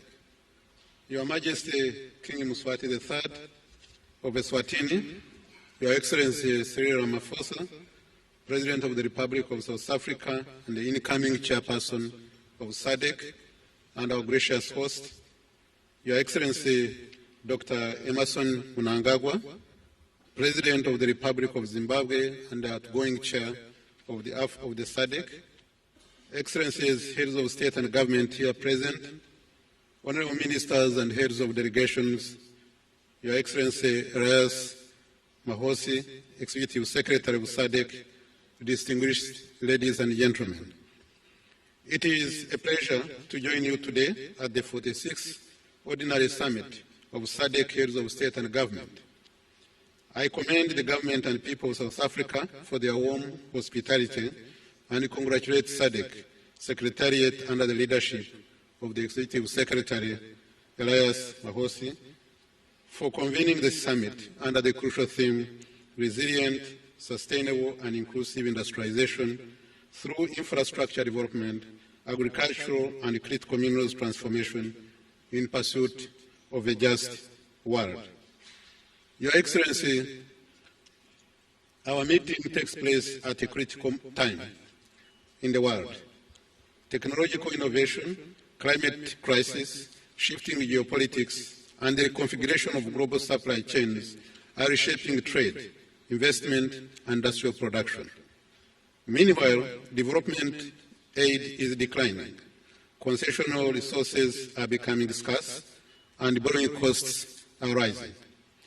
The crisis in the Middle East is further adding pressure by disrupting routes, trade routes, raising energy, food, and fertilizer price volatility, fueling inflation, eroding the value of the African currencies, and tightening financing conditions. In response, global nations are investing in advanced manufacturing, food systems transformation, energy security, including clean energy, digitization, and strategic industries. So where does Africa fit in this new economic order? For generations, the continent has supplied the world with raw and semi-finished commodities while receiving a disproportionately small share of the massive wealth created from the sector. Africa exports minerals, others manufacture batteries, electric vehicles, and renewable energy technologies. Africa exports agricultural commodities, others process, package, and market higher value food products. Africa also imports significant quantities of fertilizer despite possessing natural gas, phosphates, potash, and industrial capacity. This pattern limits job creation, weakens resilience, and constrains structural transformation. Are we going to continue exporting raw materials while others capture the higher value stages of production, or shall we become a competitive center of manufacturing, innovation, and value creation? The theme of this year's summit provides the answer. Business as usual cannot continue. Industrialization built on infrastructure, agriculture, and critical minerals is an economic necessity if we are to create productive jobs, add value to our resources, and position Africa in the industries of the future. Importantly, Southern Africa begins with extraordinary advantages, as mentioned by the Executive Secretary of SADC. It has rich deposits of platinum, lithium, diamonds, manganese, cobalt, and copper, resources indispensable for the global energy transition. It also has fertile land, manufacturing capacity, financial markets, power infrastructure, and transport corridors linking Indian and Atlantic oceans. Across Africa, vast mineral and agricultural resources, renewable energy potential, and growing industrial capabilities provide a strong foundation for transformation. The continent, as everybody knows, holds about 30% of global reserves of critical energy transition minerals, for which demand could more than triple by 2030 under the net zero scenarios. So we have the resources. The question is, how do we transform these resources into greater prosperity for our people? Minerals already contribute around 10% of SADC's GDP and 25% of exports, but only 7% of direct employment. This imbalance tells us where the opportunity lies: value addition, regional integration, and infrastructure development. Fortunately, Southern Africa already offers evidence of the industrial future that we seek. South Africa's automotive sector has built strong supply networks, while Botswana's shift into diamond cutting, polishing, and trading shows how greater value can be retained domestically. Zimbabwe's investment in lithium processing demonstrates a growing recognition that value must be captured before export. Mozambique's natural gas developments show how resource wealth can supply industrialization, fertilizer production, and regional energy security. And the Lobito corridor, connecting Angola to Zambia and the Democratic Republic of Congo, indicates how infrastructure can reduce transport costs, unlock investment, and support value chains. The Southern African Power Pool illustrates how cooperation can improve energy security and create larger industrial markets. And the Zambia DRC Battery Electric Vehicle Initiative provides a model for transforming cobalt, copper, and lithium into battery products and electric mobility value chains. And the economics of all this is compelling. The United Nations Economic Commission for Africa's research found that building a 10,000-ton battery precursor plant in the Democratic Republic of the Congo could cost about $39 million, roughly 3 times less than in the United States, while also reducing emissions compared with existing supply chains rooted around China. This is precisely the kind of opportunity Africa must seize, not simply exporting ore, but producing higher value goods, developing technical capabilities and skills, and retaining more value in the continent. This is the approach the Economic Commission for Africa's planned work with the Africa Development Bank on Africa critical mineral value chains and related strategic corridors. Such as strategic value chain corridors may include the battery and electric vehicle value chain involving DRC, Zambia, Tanzania, and South Africa, among others. The lithium industrialization corridor involving Zimbabwe, Namibia, Botswana, and South Africa. The graphite processing corridor involving Mozambique, Madagascar, and Tanzania. And the iron ore, manganese, and green industrial materials corridor involving Guinea, Mauritania, Liberia, South Africa, Gabon, Zimbabwe, and Namibia. Your Majesty, Excellencies, the ideas exist, opportunities abound. What is needed is implementation, supported by strategic investments, strong institutions, and partnerships around a shared vision. Regional value chains must become the cornerstone of Africa's industrial transformation, because no single country possesses every resource, technology, or capability required to compete globally. Together, SADC has the minerals, agriculture, energy, finance, ports, skills, and markets needed to build competitive regional production networks. How then do we move forward?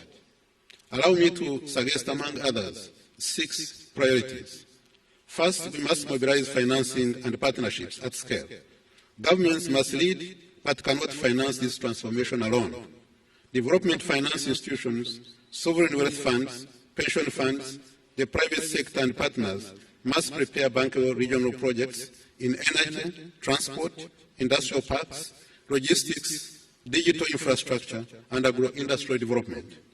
Second, we must accelerate mineral beneficiation and regional critical mineral value chains. Beneficiation should not stop at initial processing. The objective must be integrated regional industries spanning extraction, refining, precursor materials, component manufacturing, and finished products. Third, we must transform agriculture into an engine of industrialization. This requires investment in seed systems, mechanization, irrigation, storage, food processing, cold chains, logistics, and export infrastructure. Stronger value chains in maize, sorghum, livestock, horticulture, and agro-processing can reduce food import dependency, create jobs, and strengthen resilience against climate shocks. Fourth, fertilizer and agricultural input security must become a strategic regional priority. Reliable and affordable fertilizer is essential for agriculture transformation. So Southern Africa has natural resources, phosphate reserves, transport infrastructure, and markets to develop regional fertilizer value chains that lower costs for farmers while creating industrial capabilities and jobs.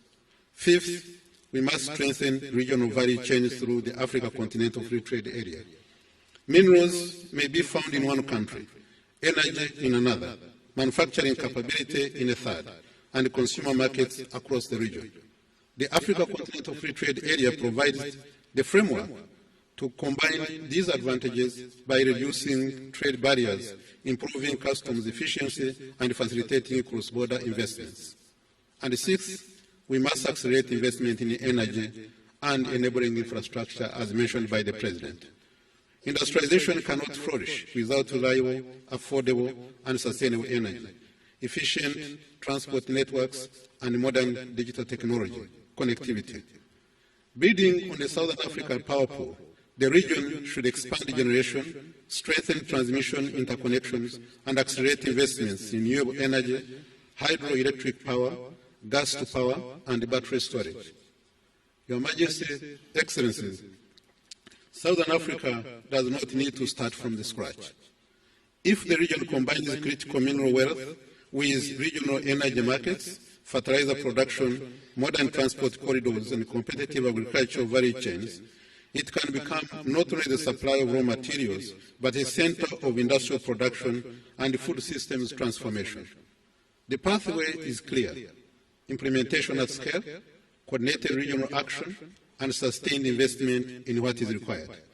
And the United Nations Economic Commission for Africa remains committed to working alongside SADC, African Union Commission, the Africa Development Bank, and all partners to turn this vision into reality. Together, we can move beyond exporting potential to creating lasting prosperity for our people, the SADC, and the continent.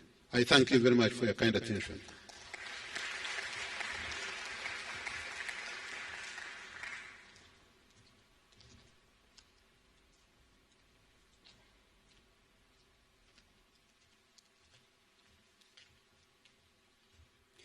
Thank you, Executive Secretary of the United Nations Economic Commission for Africa. Your Majesty, Your Excellencies, the Secretariat of the Southern African Development Community implements a range of strategic initiatives to engage the public, including the youth, learners, students, media professionals, in advancing regional integration and development.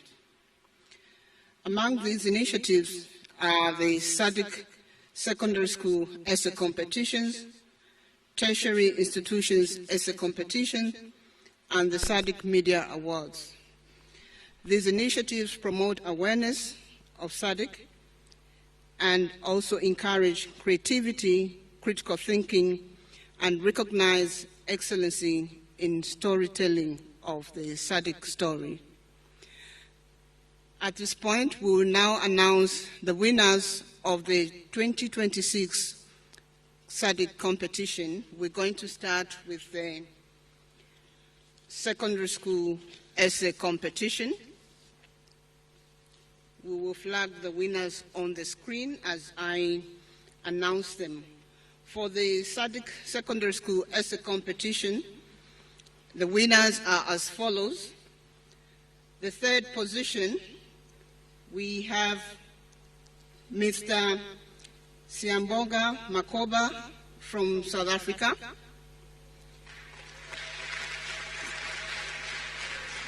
Second position, we have Ms. Dize Carmen Francisco, Republic of Mozambique. And the first position, we have Mr. Tulani Mahambire, Republic of Zimbabwe.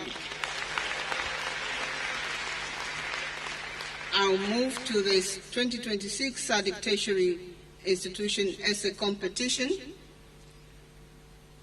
Third position, we have Ms. Lizelle Bernice Mujoro, Republic of Namibia.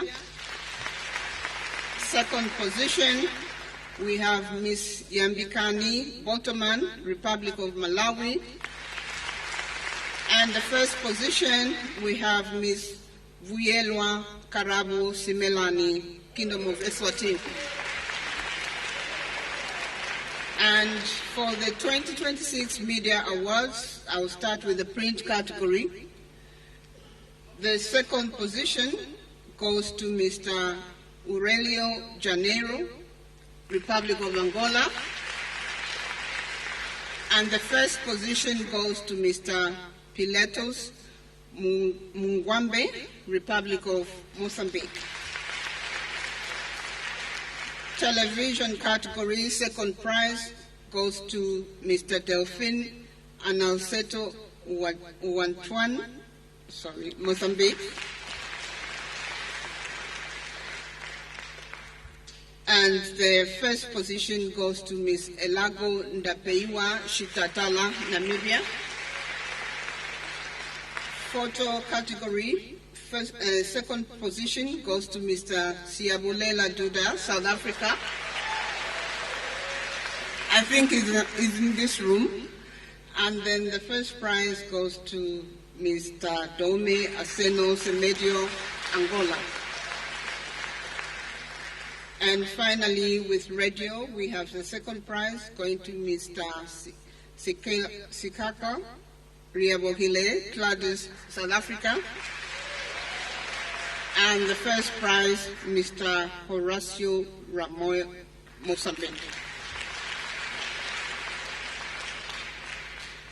Thank you, and we wish to congratulate the winners of those awards. We will now proceed to the maiden speech to be delivered by the President of Seychelles, His Excellency Mr. Patrick Yemen. As a new member of the SADC family, as per tradition, we allow the new member of the SADC family to deliver their maiden speech. His Excellency Dr. Matthew Antonio Patrick Yemen, President of the Republic of Seychelles. Your Excellency, you have the floor. His Majesty King Mswati III, His Excellency Mr. Cyril Ramaphosa, President of the Republic of South Africa and interim chairperson of SADC, His Excellency Dr. Emerson Mnangagwa, outgoing chairperson of SADC, Your Excellencies, heads of state and government, Executive Secretary of SADC, distinguished guests, ladies and gentlemen, good morning. It is a profound honor to address this distinguished assembly for the first time as President of the Republic of Seychelles. I thank the government and people of the Republic of South Africa for their warm hospitality, and I commend the Republic of Zimbabwe for its stewardship of our community as outgoing chair. As Seychelles marks 50 years of independence, we reaffirm our unwavering commitment to the ideals upon which SADC was founded: solidarity, regional integration, and the shared prosperity of our people. Excellencies, history rarely announces the moment when it changes course. It simply presents a generation with a choice, and I believe that this is Africa's moment. Our predecessors fought for political liberation. They secured our sovereignty and built the foundations of regional cooperation. Our generation is called upon to fulfill a different mission: to transform Africa's immense potential into prosperity for its people. For centuries, others crossed the ocean in search of Africa's wealth. Today, history presents us with a different opportunity, not simply to supply the world with our resources, but to build prosperity from them. The measure of Africa's success can no longer be the value of what leaves our shores, but the opportunities we create within them. The theme of this summit points us in that direction: industrialization, infrastructure, agricultural transformation, and the responsible development of our critical minerals are not separate priorities. Together, they form the foundation of a resilient, competitive, and prosperous Southern Africa. Excellencies, the world around us is changing rapidly. Geopolitical tensions, disruptions to global supply chains, volatile energy markets, and climate-related events remind us that our prosperity cannot depend solely on circumstances beyond our control. For Seychelles, these realities are immediate. As an island nation, we experience the effects of global disruptions in the cost of food, fuel, and essential goods, and in the confidence upon which our tourism economy depends. Yet, this is not the experience of Seychelles alone. It is a reminder that in today's world, the resilience of every member state depends upon the resilience of the community as a whole. Our response must therefore be greater regional integration, not as an aspiration, but as an economic necessity. Geography has blessed our community with different strengths. Some member states possess fertile agricultural islands. Others hold the critical minerals that will shape the industries of tomorrow. Others serve as the gateways through which Southern Africa connects to global markets. These are not competing advantages. They are complementary strengths. The prosperity of a landlocked economy depends upon efficient access to ports. The success of our ports depends upon vibrant regional production and seamless transport corridors. Our future will be built by connecting these strengths into one integrated regional economy. Excellencies, industrialization is not simply about manufacturing. It is about dignity. It is about creating opportunities for our young people. It is about ensuring that African resources create African jobs, African industries, and African prosperity. Africa should no longer export raw materials and import finished products at a premium. The era of African potential must now become the era of African prosperity. This demands leadership, it demands investment, and above all, it demands unity. Excellencies, the founders of SADC understood that our greatest strength would never be found in the size of our individual economies. It would be found in the unity of our purpose.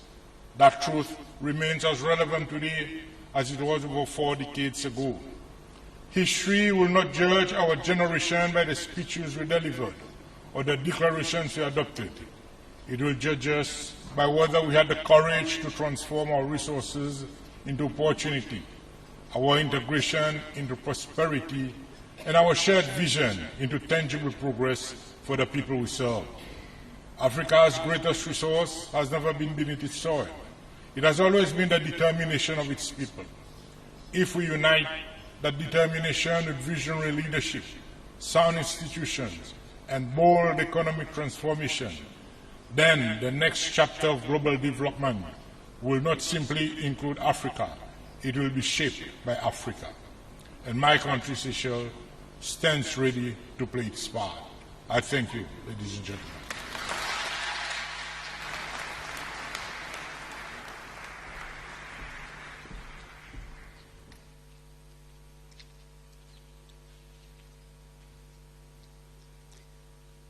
Thank you, Your Excellency, President of the Republic of Seychelles, Dr.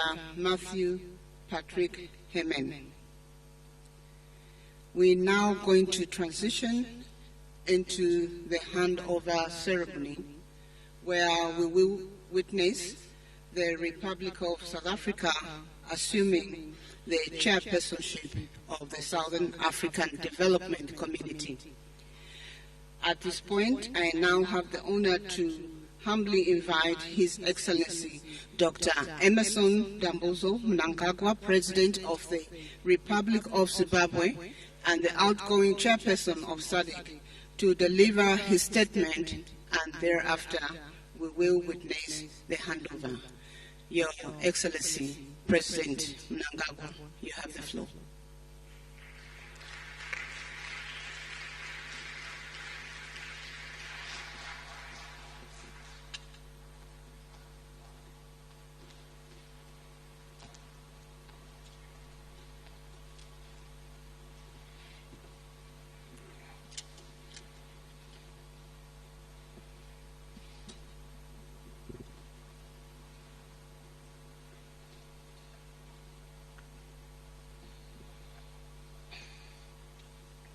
Your Majesty, King Mswati III of the Kingdom of Eswatini and incoming chairperson of the organ on politics, defense and security cooperation. Your Excellency, Matamela Cyril Ramaphosa, my young brother, President of the Republic of South Africa and the interim chairperson of SADC. Your Excellency, Professor Arthur Peter Mutharika, President of the Republic of Malawi, represented by the Right Honorable Mr. Enoch Kadzingeni Chihana, Second Vice President of the Republic of Malawi and chairperson of the organ of politics, defense and security cooperation. Your Excellency, Dr. Samir Suluhu Hassan, President of the United Republic of Tanzania and outgoing chairperson of the organ of politics, defense and security cooperation, represented by His Excellency Ambassador Dr. Emmanuel John Nsimbi, Vice President of the United Republic of Tanzania. Your Excellencies, Heads of State and Government, Honorable Ministers, representatives of international, continental and regional organizations and economic communities, Your Excellencies, Ambassadors and High Commissioners, distinguished delegates, fellow SADC citizens who are here, ladies and gentlemen, comrades and friends. It is with profound gratitude that I address the 46th Ordinary Summit of SADC, Heads of State and Government, in my capacity as the outgoing chairperson. This summit has been convened under the able leadership of my dear young brother, His Excellency Cyril Ramaphosa, President of the Republic of South Africa, interim chairperson of SADC, and incoming chairperson of SADC. I commend our dear brother, President Cyril Ramaphosa, for his astute and visionary leadership and the stewardship of our regional body over the past year as interim chairperson. He guided the region through the complexities of a turbulent geopolitical landscape, ensuring that our integration agenda remained on course.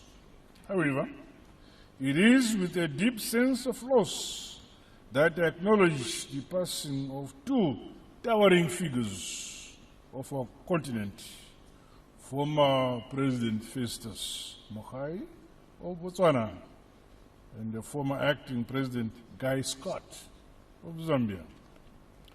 President Mogae, a man of immense wisdom and a key architect of SADC, leaves behind a legacy of principled governance. Similarly, we mourn the death of Dr. Guy Scott, who served his nation with distinction, courage, and resolve. May their souls continue to rest in eternal peace. On behalf of the government and people of Zimbabwe, I also wish to once again extend deepest condolences to our brothers and sisters in the Democratic Republic of the Congo. We have tragically lost loved ones to the Ebola outbreak. We stand in solidarity with you during this difficult time and commend your resilience in the face of this health crisis. Your Majesty, Excellencies, ladies and gentlemen, I formally hand over the leadership of our organization to my dear young brother, Cyril Ramaphosa, under the theme Resilient, Sustainable and Inclusive Industrialization through Infrastructure Development, Agricultural and Critical Minerals Transformation in Pursuit of a Just World. The primary goal of this theme is, among others, to ensure that we add value to our heritage-based resources and move away from exporting raw materials by building local processing, refining, and manufacturing capacities across Southern Africa. This will boost intra-SADC trade while harmonizing regulations in agro-processing and infrastructure development. By processing our minerals, we create jobs, foster innovation, and retain the value that rightfully belongs to our people. As Zimbabwe, we are emboldened by our national development philosophy, ilizwe lakhiwa, libuswe, likhwelekelwe ngabanikazi balo, nyika inovakwa, igotongwa, ikonamatibane bene bayo.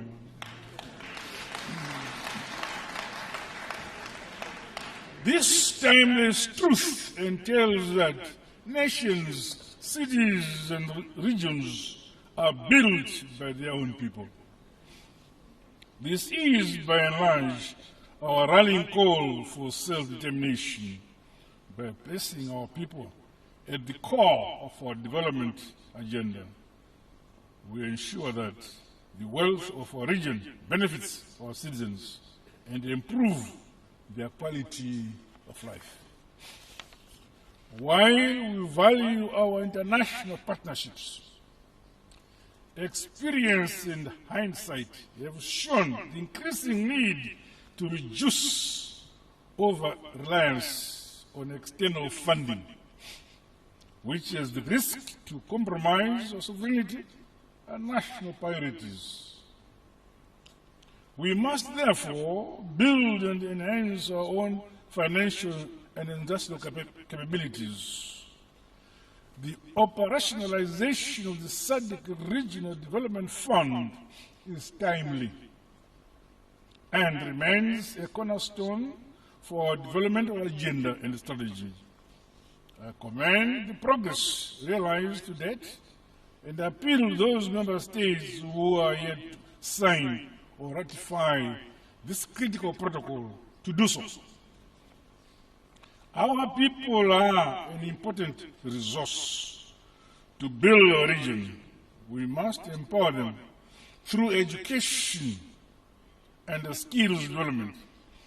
In Zimbabwe, our heritage-based education 5.0 model continues to integrate our rich indigenous knowledge systems with contemporary scientific inquiry, innovation technology, to accelerate industrialization and modernization. This is further ensuring that our talented young people look at their rich heritage not as a relic of the past, but as a solid foundation to build a more prosperous future. As a region, We have a duty to continue investing in education systems that produce solutions, reclaiming our identity and nurturing generations that believe in our unique capabilities as a people. Meanwhile, progress made in the implementation of high-impact regional infrastructure projects, including those nearing completion, is encouraging. The completion of the Kazungula water project is worth celebrating and said to provide clean water to residents and border users. Additional collective investments in the SADC Water Fund and Transboundary Water Corporation deserve our support towards safeguarding and guaranteeing this most precious resource for generations to come. Advancement in meteorological observation is sharpening our agricultural planning, strengthening early warning systems, and bolstering disaster preparedness. These achievements are pillars of resilience upon which we will build a prosperous and sustainable future for all our people. Your Majesty, Excellencies, ladies and gentlemen, I wish to acknowledge the dedicated leadership of His Excellency Professor Peter Mutharika as chairperson of the Organ on Politics, Defense and Security Cooperation. The organ remains the backbone of our collective pursuit of peace and stability in our region. In the same vein, I extend my heartfelt congratulations to His Majesty King Mswati III on assuming this critical stewardship. Your Majesty, please be assured of Zimbabwe's support and cooperation as you lead our regional body in advancing regional integration, peace and security. However, we are deeply concerned about the ongoing conflict and humanitarian challenges in the Eastern Democratic Republic of the Congo. We welcome the ongoing diplomatic and mediation efforts in that area. Similarly, we are encouraged by the positive outcomes of engagements led by the panel of elders and the mediation reference group supported by the SADC Secretariat in Madagascar. The region remains committed to supporting the people and government of Madagascar as they chart their reform process towards sustainable peace, stability, and development within the agreed time frames. We also welcome the good progress in the construction of the SADC Standby Force Regional Logistic Depot in Botswana. I urge all member states to take a lead in ensuring that the requisite funding is secured to facilitate the completion of the construction of this critical regional facility. Your Majesty, Excellencies, ladies and gentlemen, on behalf of the people and government of Zimbabwe, I express my profound gratitude to the SADC region, the African Union and United Nations for the unequivocal support towards Zimbabwe's election for a non-permanent seat in the United Nations Security Council for the period 2027 to 2028. We thank you.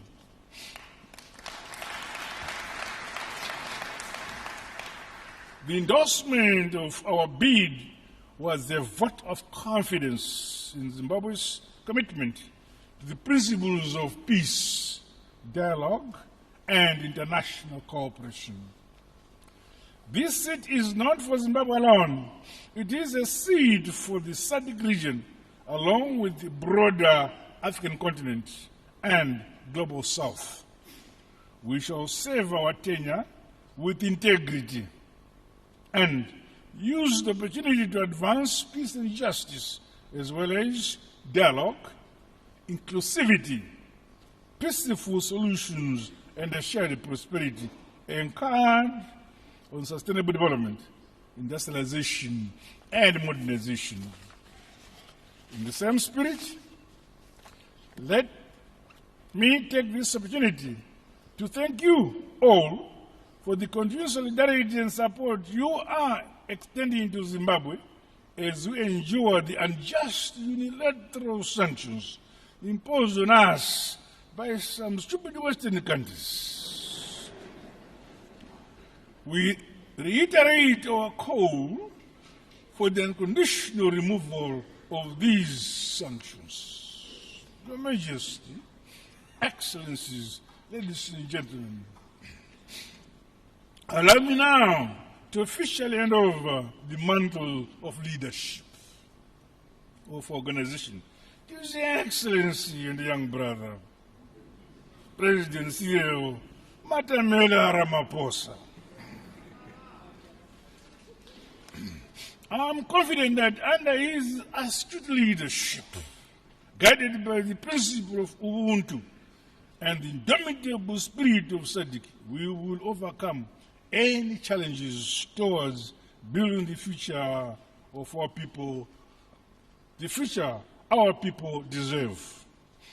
Be assured, Your Excellency and dear brother, of Zimbabwe's continued support and cooperation as you steer the organization towards the SADC we all want. May your tenure be marked by success, unity, and accelerated integration of our economies, as well as enhanced people-to-people cooperation. As your elder brother, I'll always be there to guide you.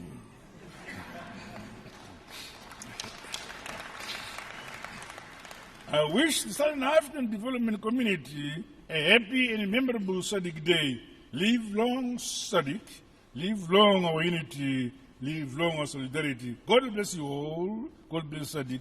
God bless Africa. I thank you. Muito obrigado.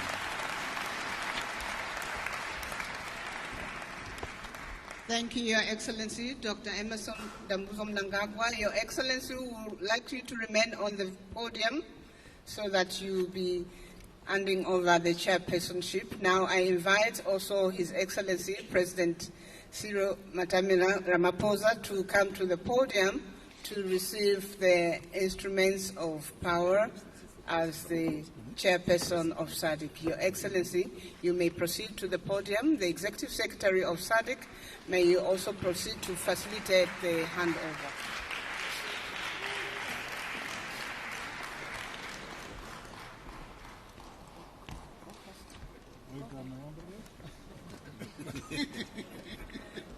We will ask their excellencies just to come in the center here so that we can see them properly. We are going to witness the exchange of power, whereby His Excellency President Emerson Dambuzo Mnangagwa will hand over the chairperson's badge to His Excellency President Ramaphosa. The badge, SADC badge, is engraved with the President's name and his title as the chairperson of SADC.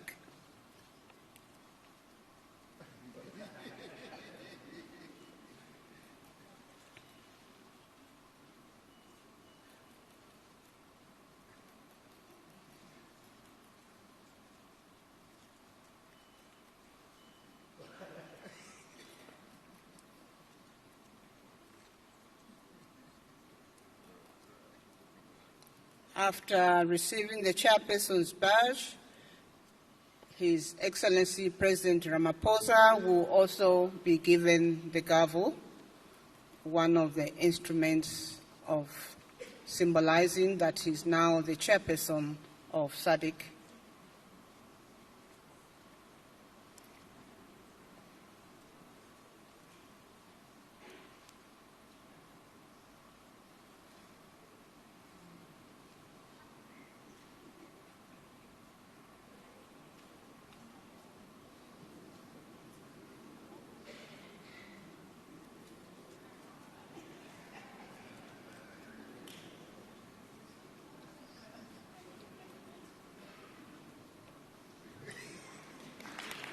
Thank you.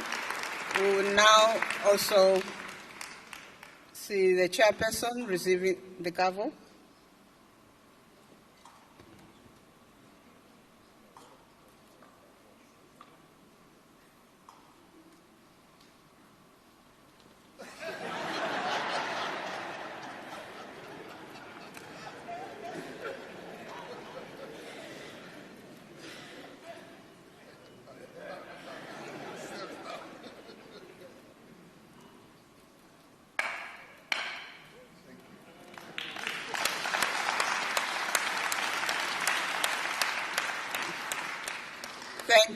Thank you, and congratulations, Your Excellency President Ramaphosa, the chairperson of SADC, and also congratulations to His Excellency Emmerson Dambuzo Mnangagwa, President of the Republic of Zimbabwe, the outgoing chairperson.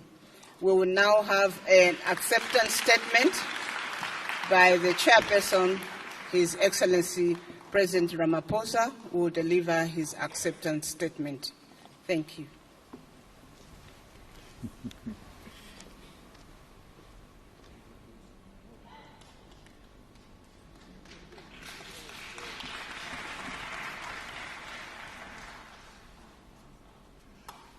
Program Director,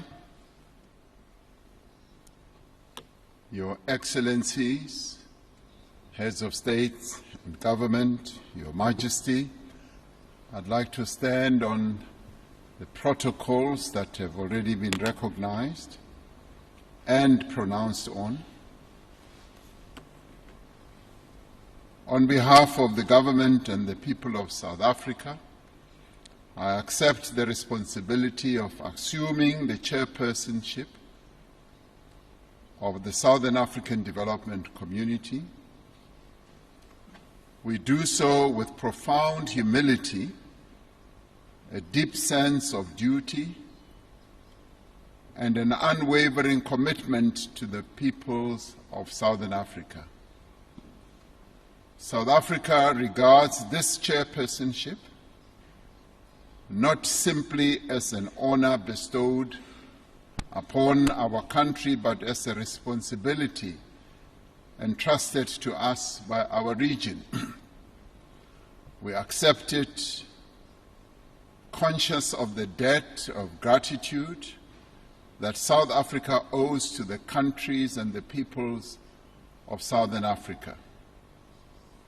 During the darkest days of apartheid, the nations of this region stood with the people of South Africa. They provided shelter to our freedom fighters. They supported our struggle. They endured destabilization, economic hardship, and loss of lives because they believed that no country in Southern Africa could be truly free while another remained oppressed. Our participation in SADC is founded upon this history of courage, sacrifice, and solidarity. It is sustained by our conviction that the destiny of the countries of Southern Africa are inseparable and that our progress will be secured only through unity, cooperation, and common purpose. I express my sincere gratitude to my elder brother,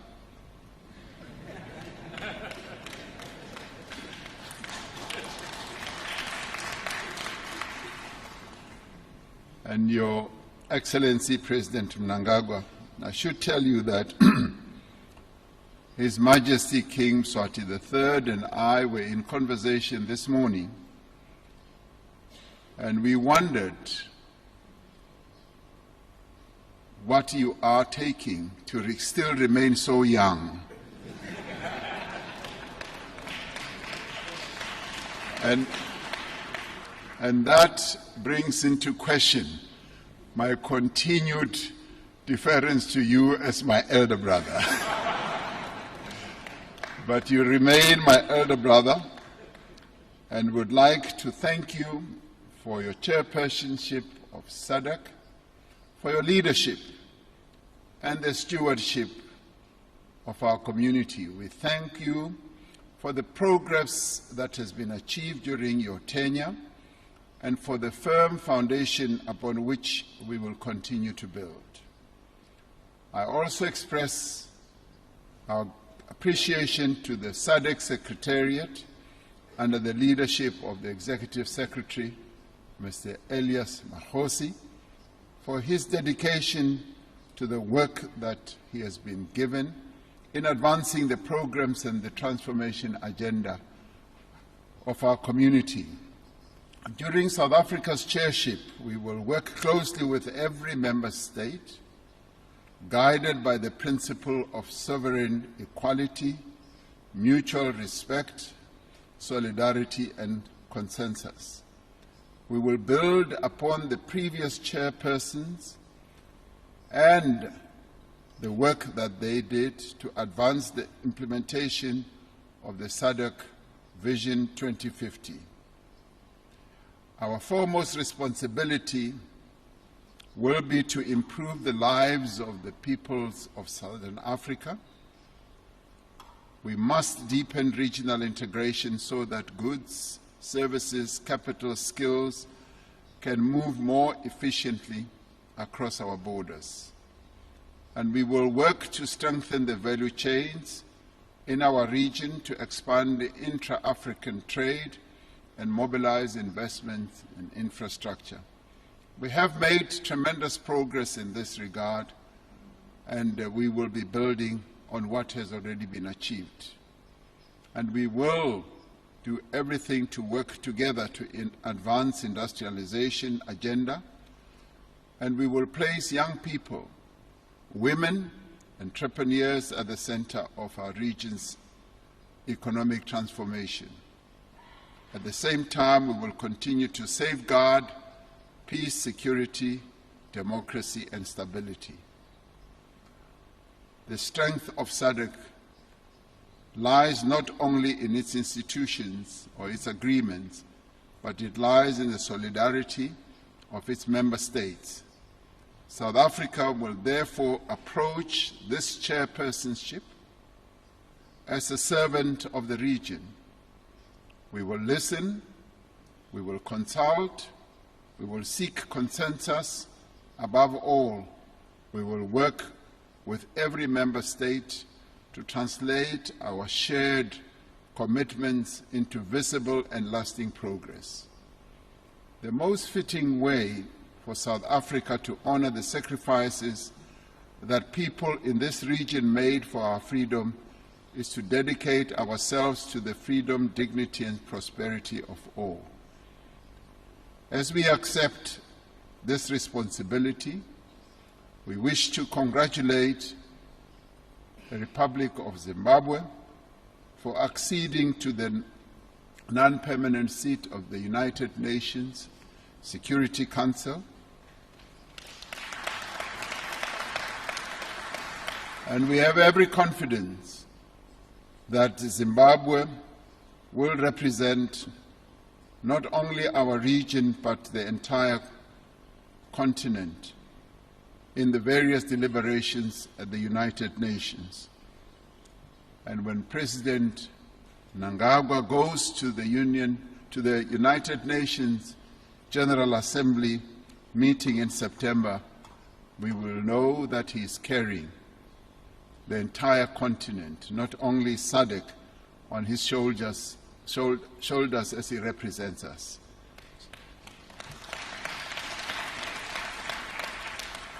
So we do accept this responsibility with humility, and we undertake to execute it with integrity, diligence, unwavering commitment to the unity of our region.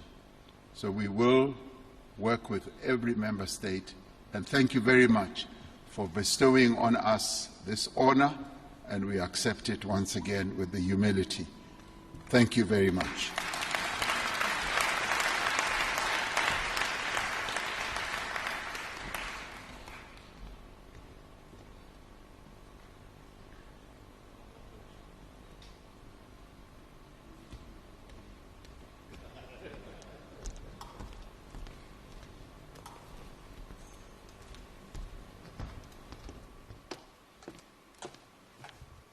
Thank you, Mr. President.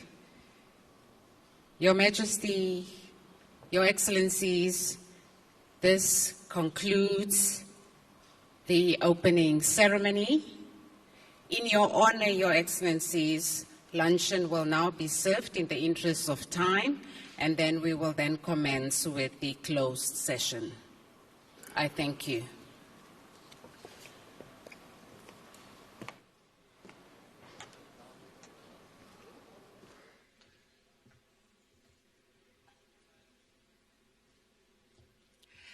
The leaders will dine in the Leaders' Lounge. Ministers and other invited guests will dine in the Ministerial Lounge, senior officials downstairs. Protocol, please conduct the leaders.